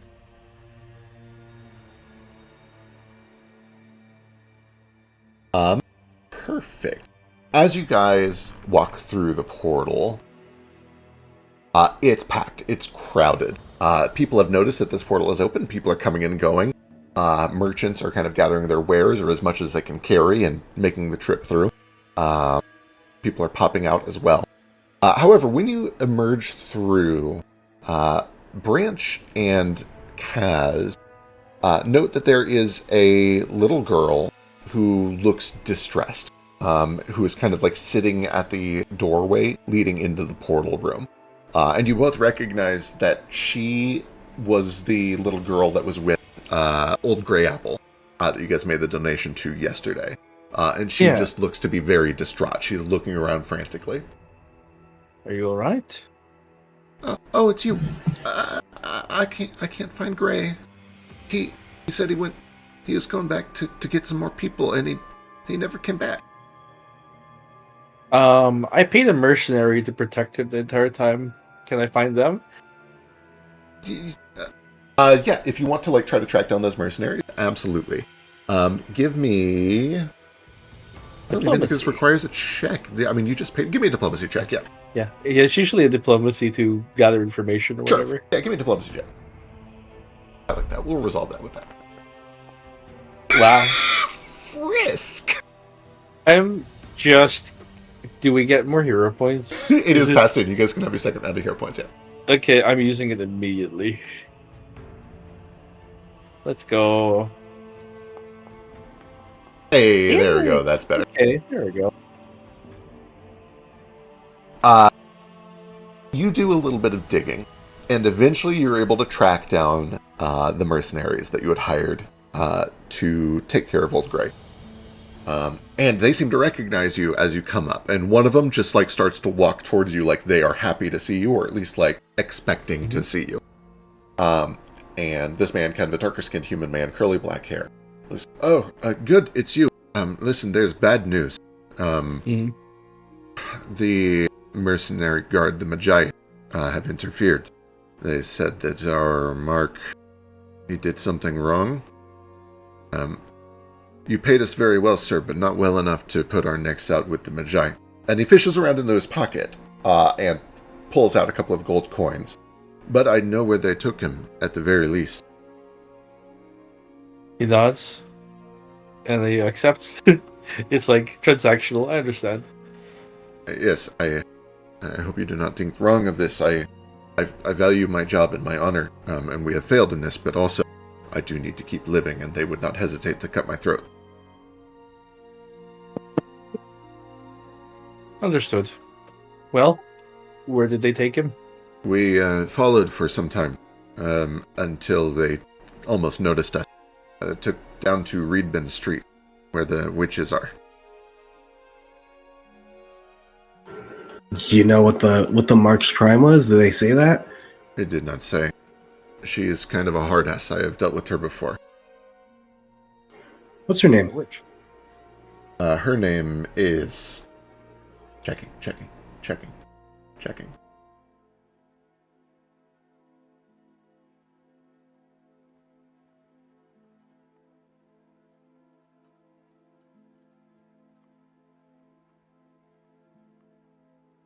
Bahati. Captain Melek is usually how they call her.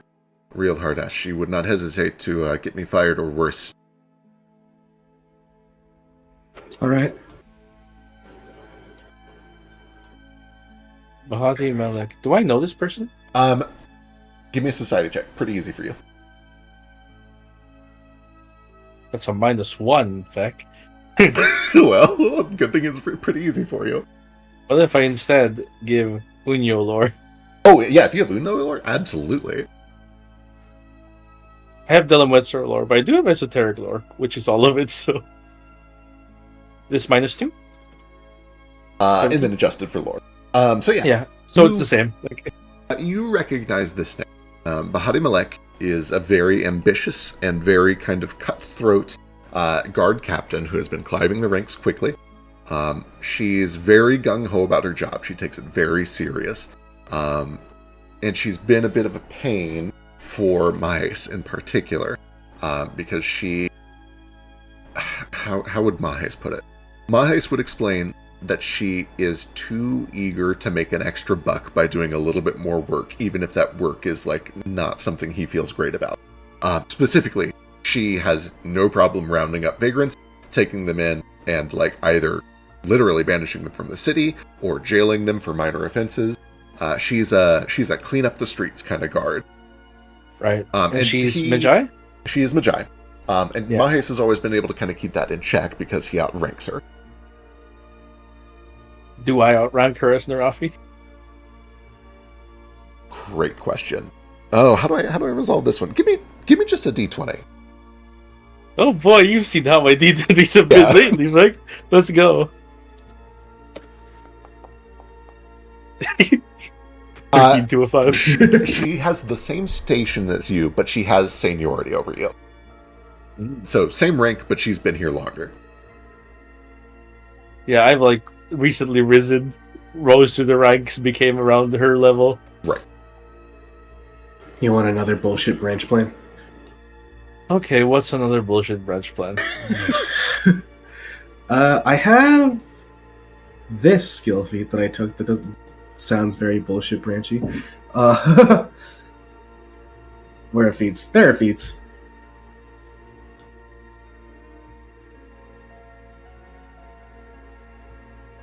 Yeah. I know enough about fucking imprisoning people and shit like that to the point where I feel like I could convincingly say that Gray might have committed another crime and needs to be extradited somewhere else. Does that seem feasible to me? So this is a tricky feat. I know I've come across it before. Essentially, you can create a web of lies so effective that you get what you want. And it seems like what you want out of here is to pretend that Old Gray has done something heinous towards another city or country, and that you have precedence to extradite them. Is that true? Yeah. Yeah, absolutely. This seems within the purview of this feat, yes. Okay. Seems easy. Seems easy enough for me. He's just a vagrant, right? It's just that he has left the city. Has he left the city? The little girl says she doesn't know where he went. And the Magi says that Bahati... Sorry, not Bahati. I'm confusing with the... Yeah, it is Bahati. Bahati came by, apprehended him, and then took him over towards Reedbin Street, where all of the hedge witches are. He's still here. No, what I mean is, like, he's been in this town forever. Doesn't matter. I can I can lie about it as long as my Alright. papers look official enough. Okay, as long as... I take it Bahati isn't the kind of person who knows everyone here by face. She seems like she just cares about the money. I think it'll work. A vagrant's a vagrant to them. They ain't even see them as people, I bet. All right. Give me some time. I guess I'll forge some fucking papers. All Want right. to help with this, Kaz? Sure. While you do that, I'll go see what they're doing over in that square and hope we're not too late. Right, you're heading over to Reedbin Street. Yeah. Wonderful.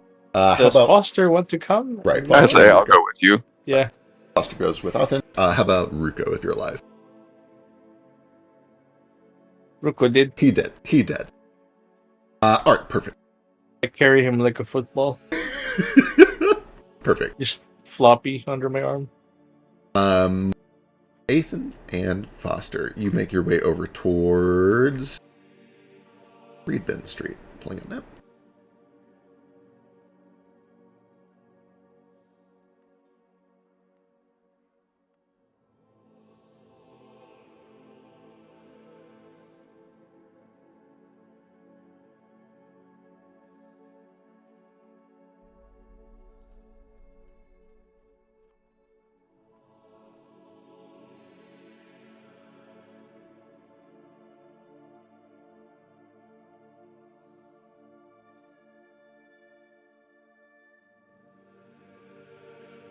Where everything, at least at first glance, seems to be business as normal.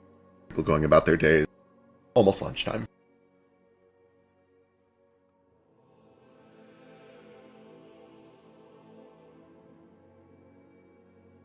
DM died.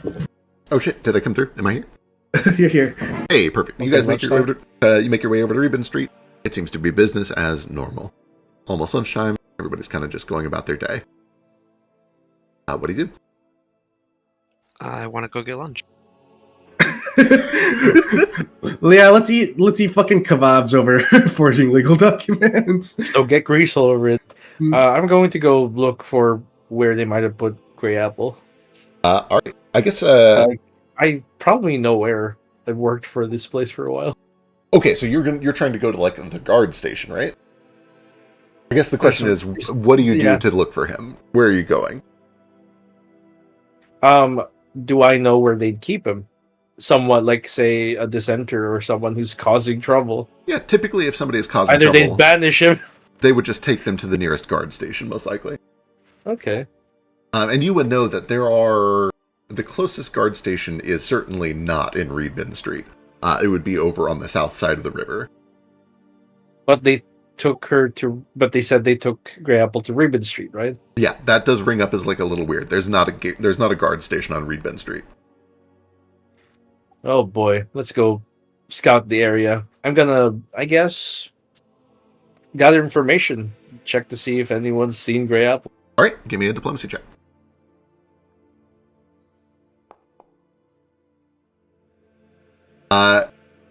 You start asking around, and a lot of people don't seem interested in helping you. Some of them almost seem like, trying to stay out of it, like they don't want to get involved with any of this. Eventually, the person that helps you is, once again, Simsak over here. This snake head witch. I was like, yes, I saw the guard bringing somebody. He seemed very upset. Headed that way, over to Rule's place. I'll bet he's in on it, that scumbag. You're right. Oh, Yeah, I always knew he was up to some shady shit. well, we can check with Interesting. Raoul. I'm What do you telling think, Foster? He's a crook. He's a creep. I don't like the guy. Can you do a perception check on this person Sure, absolutely. to read their mood? Absolutely. Okay. Hard to say. It could be anything. He's very You get to lie enthusiastic to about me, selling Ian. all of this. He's like, yeah, go get Raoul. I hate that guy. He's a crook. He's a criminal. Obviously motivated It against must Raoul be. for some reason. It must be Raoul. But also, they seem motivated against them. What do you think, Foster? It's as good a lead as any. We don't have anything else to go off of. Right. Well, we are familiar with him at least. We head to Raoul's. You start to head just right down the street, a couple of doors to Raoul's shop. You see that the door is closed, and there's a little sign that says "Out to Lunch." And that sign, painted around the edges, are a bunch of roses. Does life sense go through walls? Depends on how you're getting it. Is it a imprecise scent or a precise scent for you? Imprecise? Imprecise? It works about as well as like a dog sniffing things in a crate, which is to say you can make a check, it just might be hidden. Give me perception. Sure. This one's probably like if he has a mail bag or something. He's going to kind of put his hand underneath the door. And I think the glyph is going to come out, glide across the floor, and take a look inside. Excellent. Just standing at the door, it's going to do perception.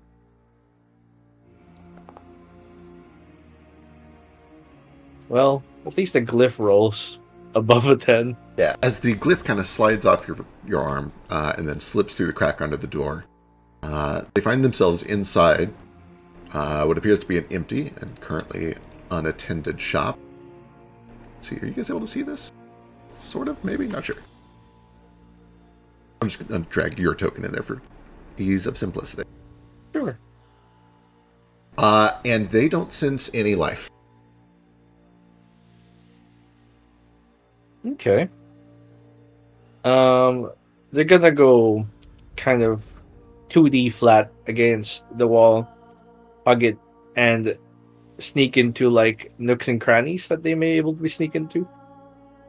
Sure. Essentially just like starting to check the whole place out, check behind everything they can Slip behind. under doors that may be locked. Yeah, perfect. Go ahead and give me just like a 10-minute perception check to investigate the place.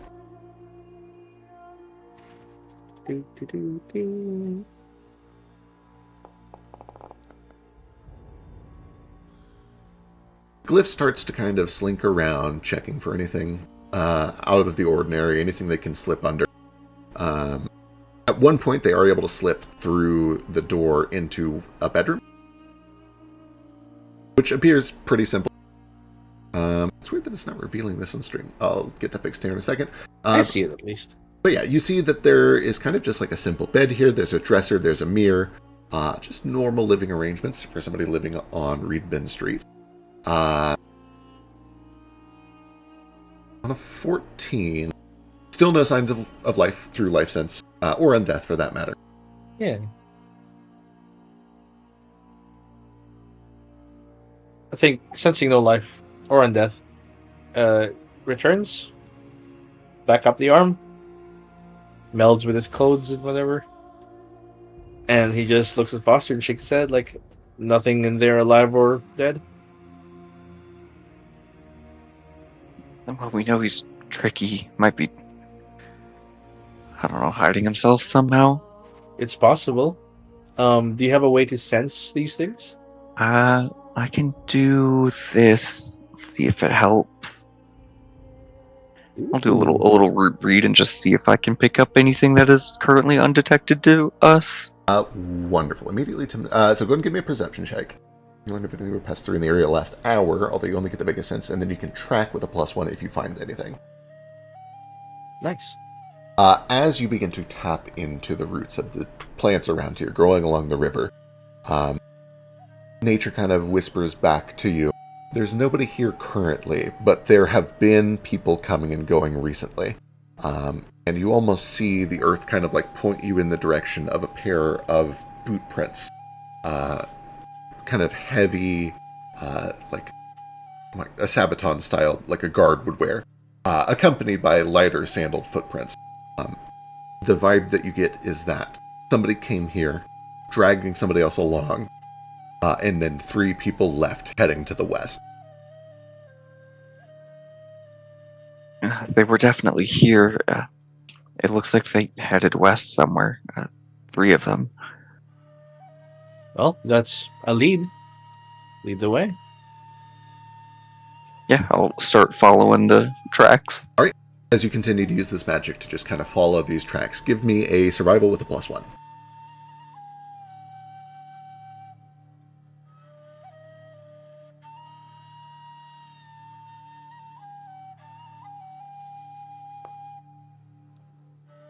I'll use a hero point. Yeah, All right. you have 2 of those.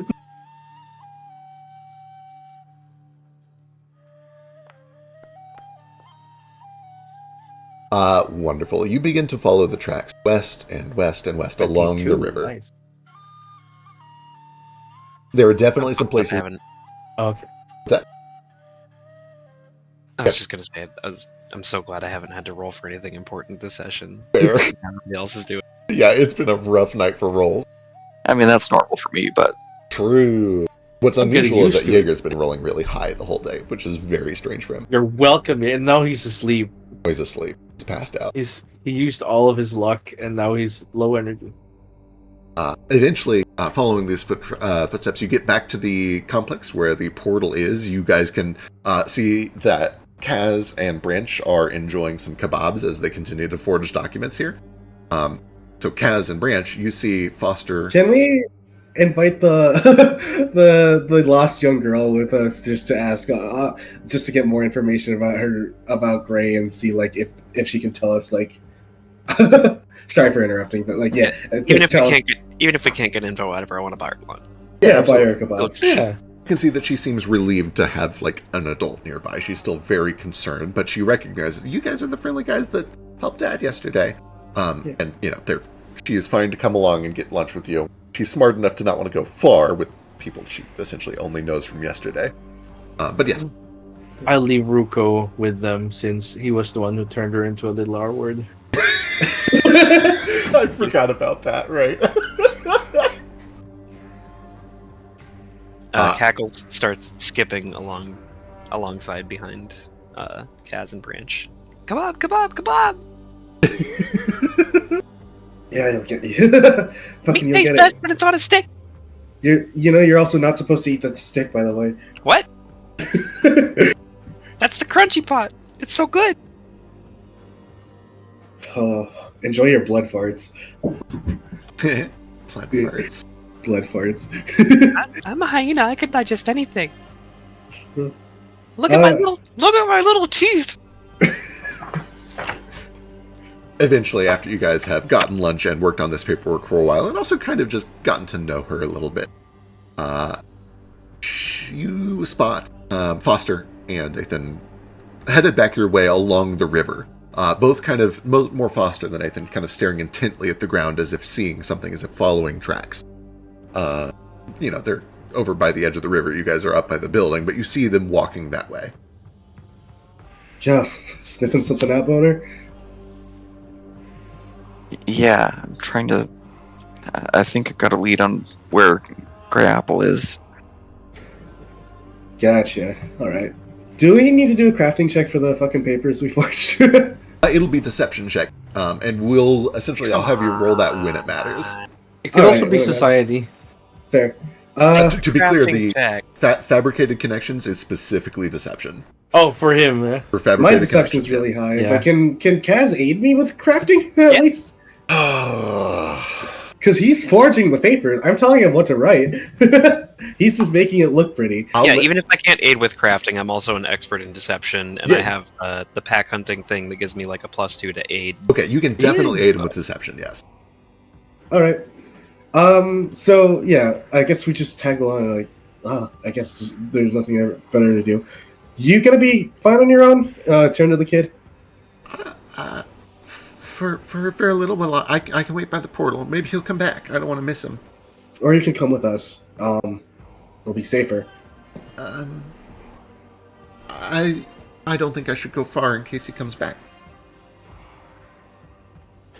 Is there any like trusted mercenaries around or anything like that? Lots of mercenaries offering their services. Whether or not you trust them is up to you, especially after yesterday. Yeah. I don't feel comfortable leaving a fucking little girl alone like this.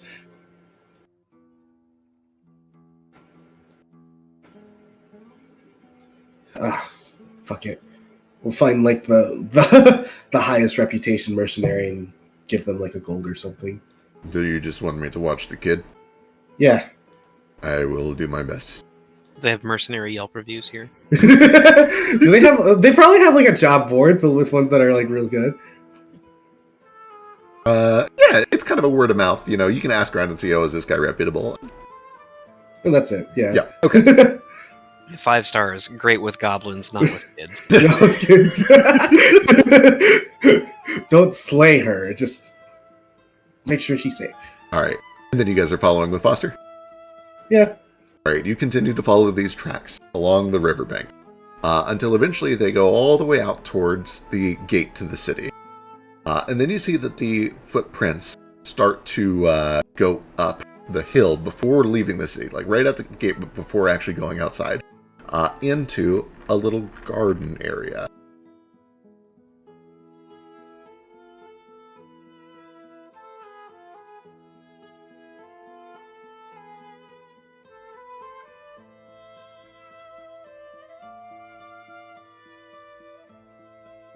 You see that they kind of go up into this tiered terrace, where the shade from the wall provides a little bit of cool, and the water from the river allows a small, kind of overgrown shrubbery garden to grow here. And you do see that there are patches of these like light pink desert roses that grow throughout. Tracks lead up into the growth over there. Nice. This is your field of expertise, isn't it? I guess it is. Oh, lead the way. Life sense? To detect anything that may be hidden? Give me a perception check. Yeah, and I'll throw out another root read also.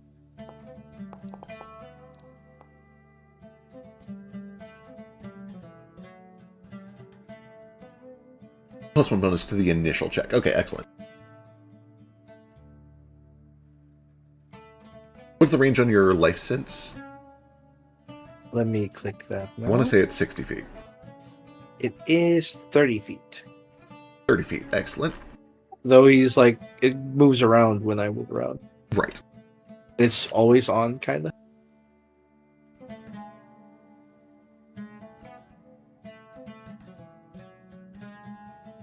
And then let me also get a perception check from Foster.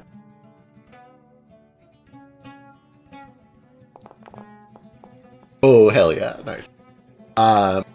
Nathan, you don't get life sense triggering anything unexpected. There are people walking by and they ring up. Your party obviously rings by. You and Foster ring up as undead. But nothing out of the ordinary here. Foster, however, is able to kind of renew the magic and begin to continue following these tracks. And you see that they eventually go up and up and up until they lead to this very, very large cactus. Right up against the tallest back cliff face here. And as you approach on a natural 20, you are immediately aware of the fact that this cactus cannot be real. It is simply the wrong species. It requires too much water. It requires too much light. It wouldn't do well, and certainly not this well, in the shade of the wall and this far from the river. And as you approach, you get the feeling this is fake. It is carved from wood. It's a false cactus that has been placed here, and the tracks seem to lead right up to it. Oh. Interesting. The tracks lead to that cactus over there, and also that cactus is not real. Like it's an illusion? Not quite. Seems like it's carved almost like out of wood. A false cactus. Oh. Nice spot, Huesos, Harry. I bet someone's hiding their house keys underneath it. Yeah. Well, I don't like its vibes. Perhaps we should draw our weapons. Yeah. Do we just knock on it or something? Fresh knocks on it. You knock on it, and it gives this hollow, resounding wooden knock, like knocking on a dresser or a wardrobe. Nothing else happens right away. Just feel around for a door or something then. Yeah, look for entrances. Give me perception. Why is there a fake cactus here? Yeah, almost immediately. It's not super well hidden. You find that there is a little seam, and if you kind of like press in and then it pulls back, it swings open. It reveals a door. A glory hole. This entire cactus is essentially false and hollow, carved from wood and then painted. And inside, you see that there is a very like narrow, twisting stone spiral staircase that goes straight down. Well, Imagine what people could do if they just like put their talents towards something useful. Yeah, I sure do love painting fake fucking cactuses. The fucking tax dollars in Unma being used for making fake fat cactuses with spiral staircase. Why not make a real cactus with a spiral staircase? That seems a lot more efficient. Probably keep people out more. Probably. Also, why not like grow food with it or something? Oh, that's like a good idea. Anyway, are we heading down? I Right. don't think so. This is where the tracks went. So Awesome. Anyone have trouble seeing in the dark? Oh yeah. Hold on. Just pulls out. He just gives the darkness a middle finger. It's like, this can help me a little. All right. Here's the big question: what order are you guys going down in? I'll go first. I can see in the dark. I'll go second in case there's a door we need to breach. I'll go as far back as I can reasonably go. I am Squeesh. Squish All the right. skeleton.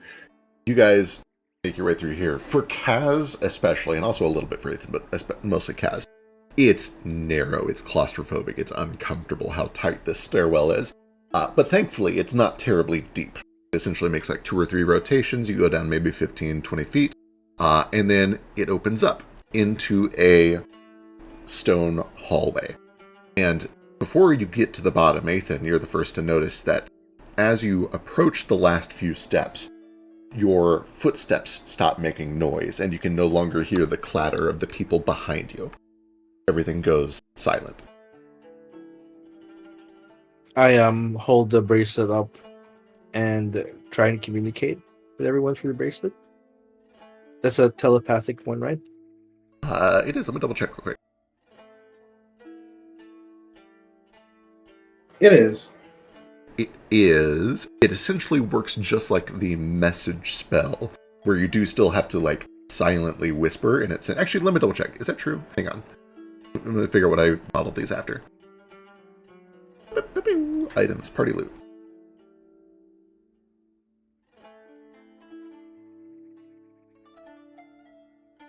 Also, I'm doing the defend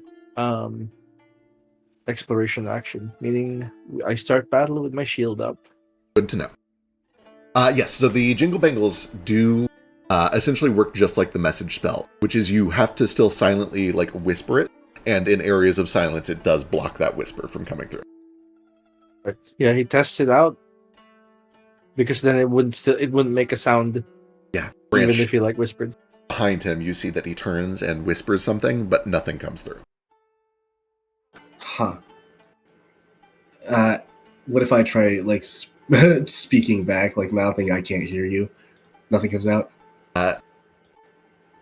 From where you're standing, it still goes through, and everybody else wearing a bangle hears it, but Ethan does not. Gonna move back a little and mention that there's a silence field here. Yeah, you guys have to do that awkward thing where the people still up the stairs can only see like right in front of them, but eventually you push everybody back just enough to communicate that back. All right. I think your mic is up. We couldn't hear you for a second. Mike? Oh, yeah. There's a field of mic up over there. Hey, so like, could he hear me with the fucking? Even when we talked through the bangle through our heads? No, he did not. No. You sent the message, and everybody else heard that the message went through, but he did not hear the message. All right. It's gonna help with the element of surprise, I guess. Oh wait, and the branch steps out of the field of silence. It's gonna help with the element of surprise, I guess. Anyone got anything for this?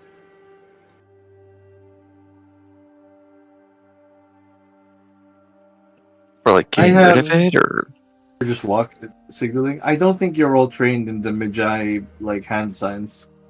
No, not exactly. And I wouldn't be able to pull them off effectively either. Is there a language equivalent to sign language? I think your mic is up, but yes, there is. don't know if I have like. I don't know Stepped if in it's- the field. I don't know if it's on the wiki, but you could absolutely take sign language as a language if you wanted to. Can we tell Cackles to wait at the edge of the field and scream if anything's coming towards us? We wouldn't hear. Oh, we can't even hear from people outside? Yeah, I didn't Okay. hear you No, when you were but- listening. Okay. I'm imagining this is so because they don't like people hearing screams.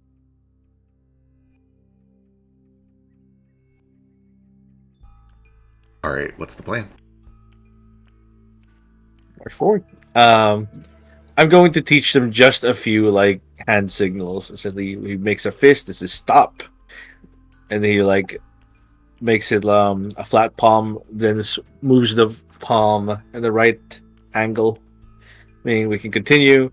You know, this like this one means hey, we're gonna ambush, or hey, there's someone there. Yeah, you do like a 2-minute crash course. It's not much, but it's at least like stop, go, attack, look, wait, listen, things like that. Yeah.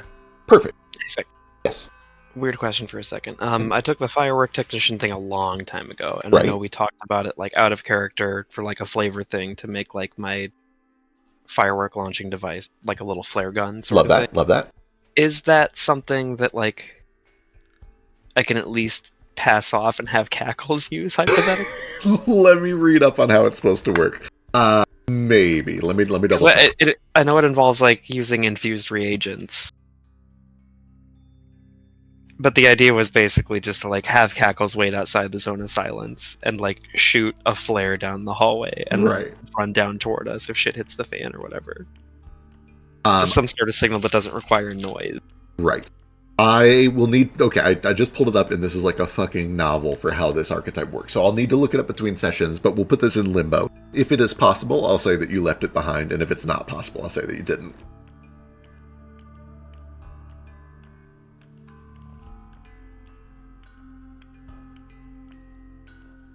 Yeah.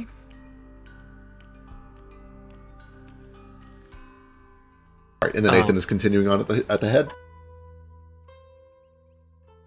I don't know if I don't know if we were all continuing up ahead. Whether or not he can use that flare gun thing, I'm also going to give Cackles a goo grenade. Hell yeah. Okay, if anybody comes down here, you throw that at their feet, and then you come running towards us. Can I also just Branch just pulls out the chain and rubs his prosthetic hand over it, and it catches fire, just activating the fucking flame rune, Hell yeah. just as a way to just have more light in general. Perfect. Absolutely. Okay. All right. You guys press down through the narrow corridor, the spiraling staircase, until it opens up into a hall once again. And Nathan, as you reach the bottom finally and are able to see what awaits you, you see that there is a stone hallway. It goes out for 15 feet, enough for you to all kind of unpack in here. But sitting at the far corner, you see that there are some candles burning, casting a dim light. And there is, resting next to it, a cat. A hairless, grumpy-looking cat with a little collar around its neck. And it looks up lazily, and it meows at you, and no noise comes out. It's gonna do a stop symbol. Make a fist. Looks around to see if there's anyone there. Aside from the cat. Give me a perception check to peek around the corner. Well, life sense.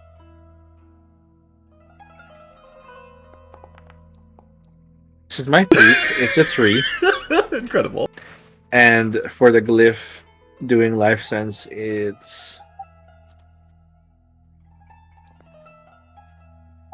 for 11.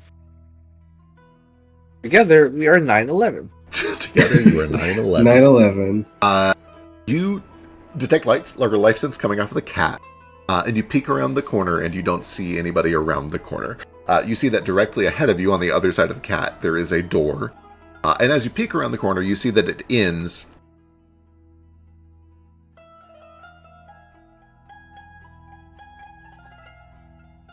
one to the left and one to the right. As you get a little closer, the cat just kind of stretches lazily. I resist petting it.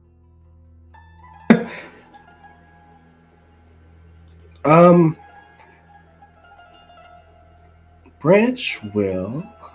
Do I have anything for this?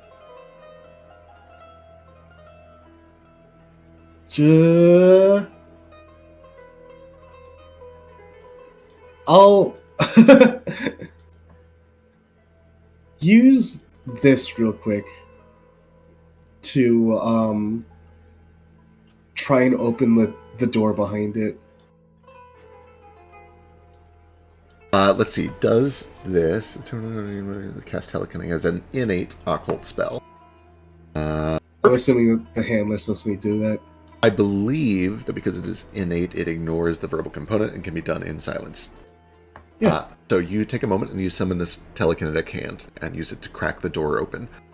Yeah. As the door cracks open, it makes no noise, even though it is metal on its bearing. A little bit of candlelight spills into the room, where you see what appears to be a stone-floored, carved-out room of some sort. On the right side of the room, just past the door, you see that there are two mechanical dogs that look just like Drifter. They don't move or react at all as the door opens.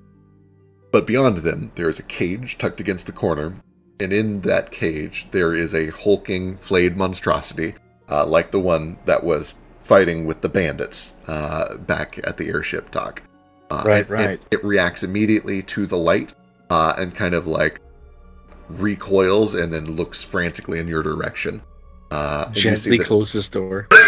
Yeah, no, immediately closes that shit. All right. And like turns to everyone who didn't see and just like shakes his head violently. Don't go in there or anything. Just goes back in. We walk past the cat. Does anything happen? It steps over. It watches you. One of them, it like kind of Sit playfully against the exactly, it like playfully baps one of your legs as you guys walk past, but it seems lazy. It seems like it's not really doing anything. Okay. Baps a little. Yeah, as it does that, I'm gonna reach down and scratch between the ears. give me handle handling. I think is Branch- nature in the system. Yeah.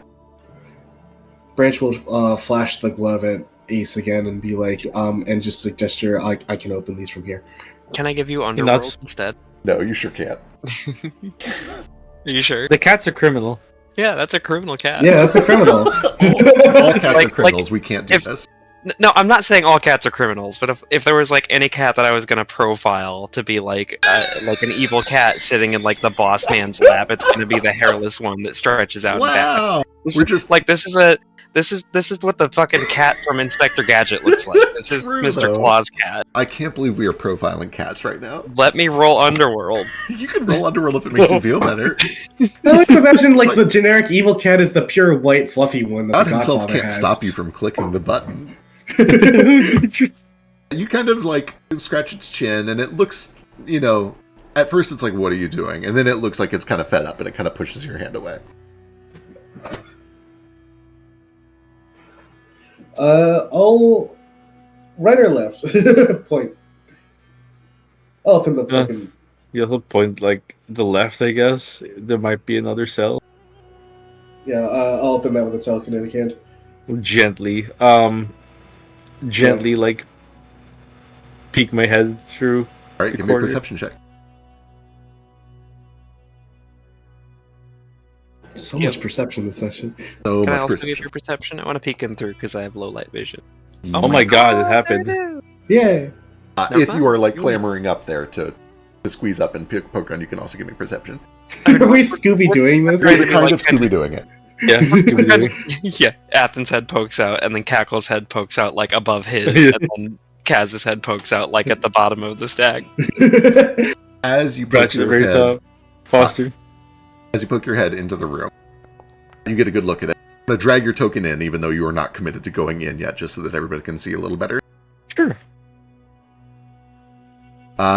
You see a stone room that is filled on all of its sides with lit candles. It smells of incense and also a little bit of like meat and decay.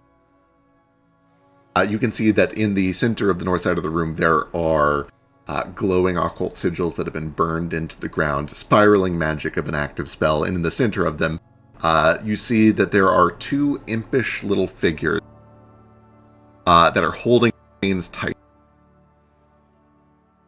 as they hold in place Old Grey Apple, who seems to be twisting and contorting in pain.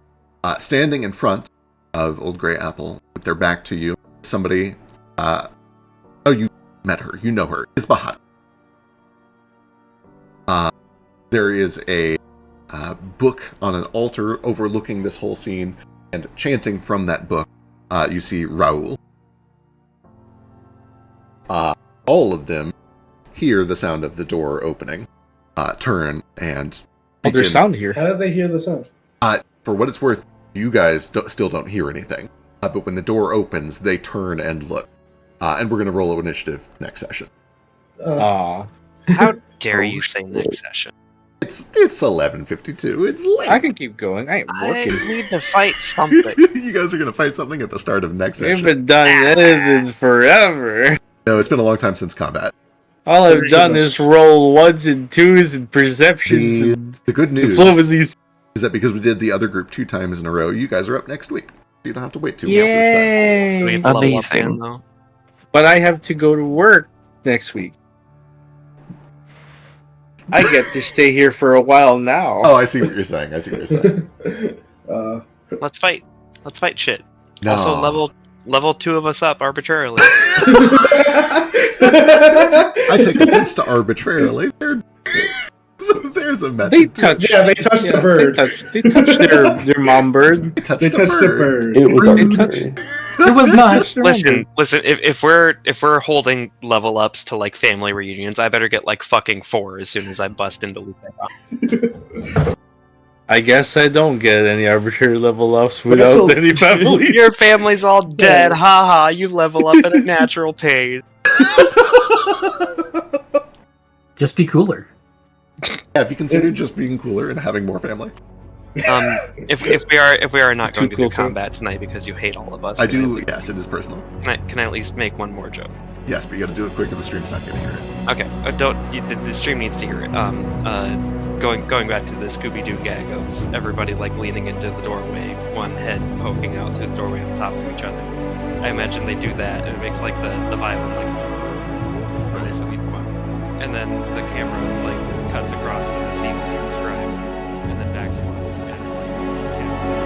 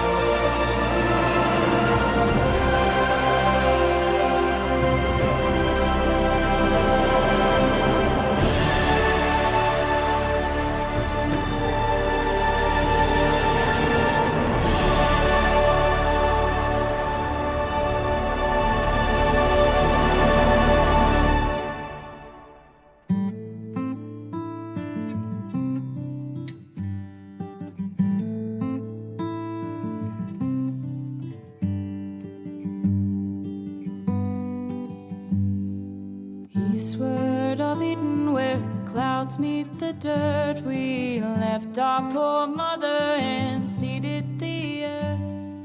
Gates they were shuttered, the latches were locked. Oh, eastward of Eden, where men become gods.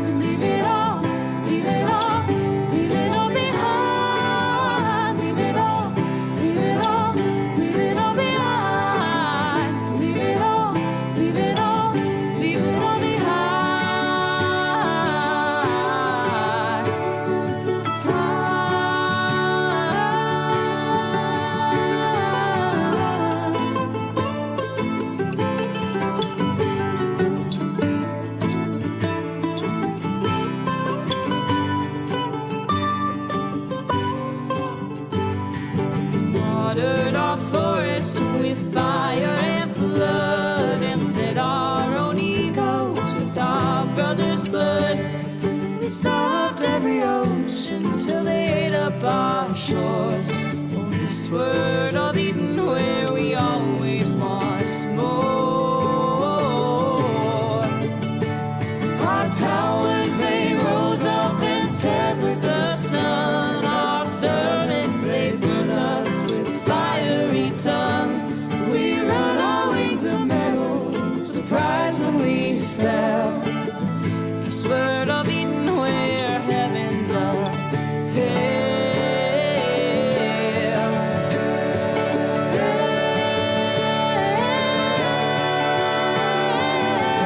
Leave it all, leave it all, leave it all behind. Leave it all, leave it all, leave it all behind. Leave it all, leave it all, leave it all behind. Leave it all, leave it all, leave it all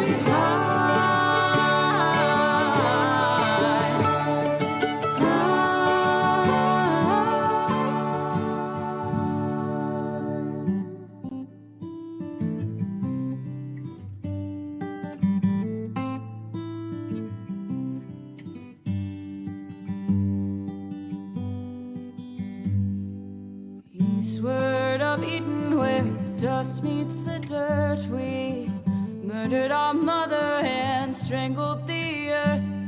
Forgive us, oh mama, whose face we forgot. Oh, eastward of Eden, where men become gods. Eastward of Eden, where men become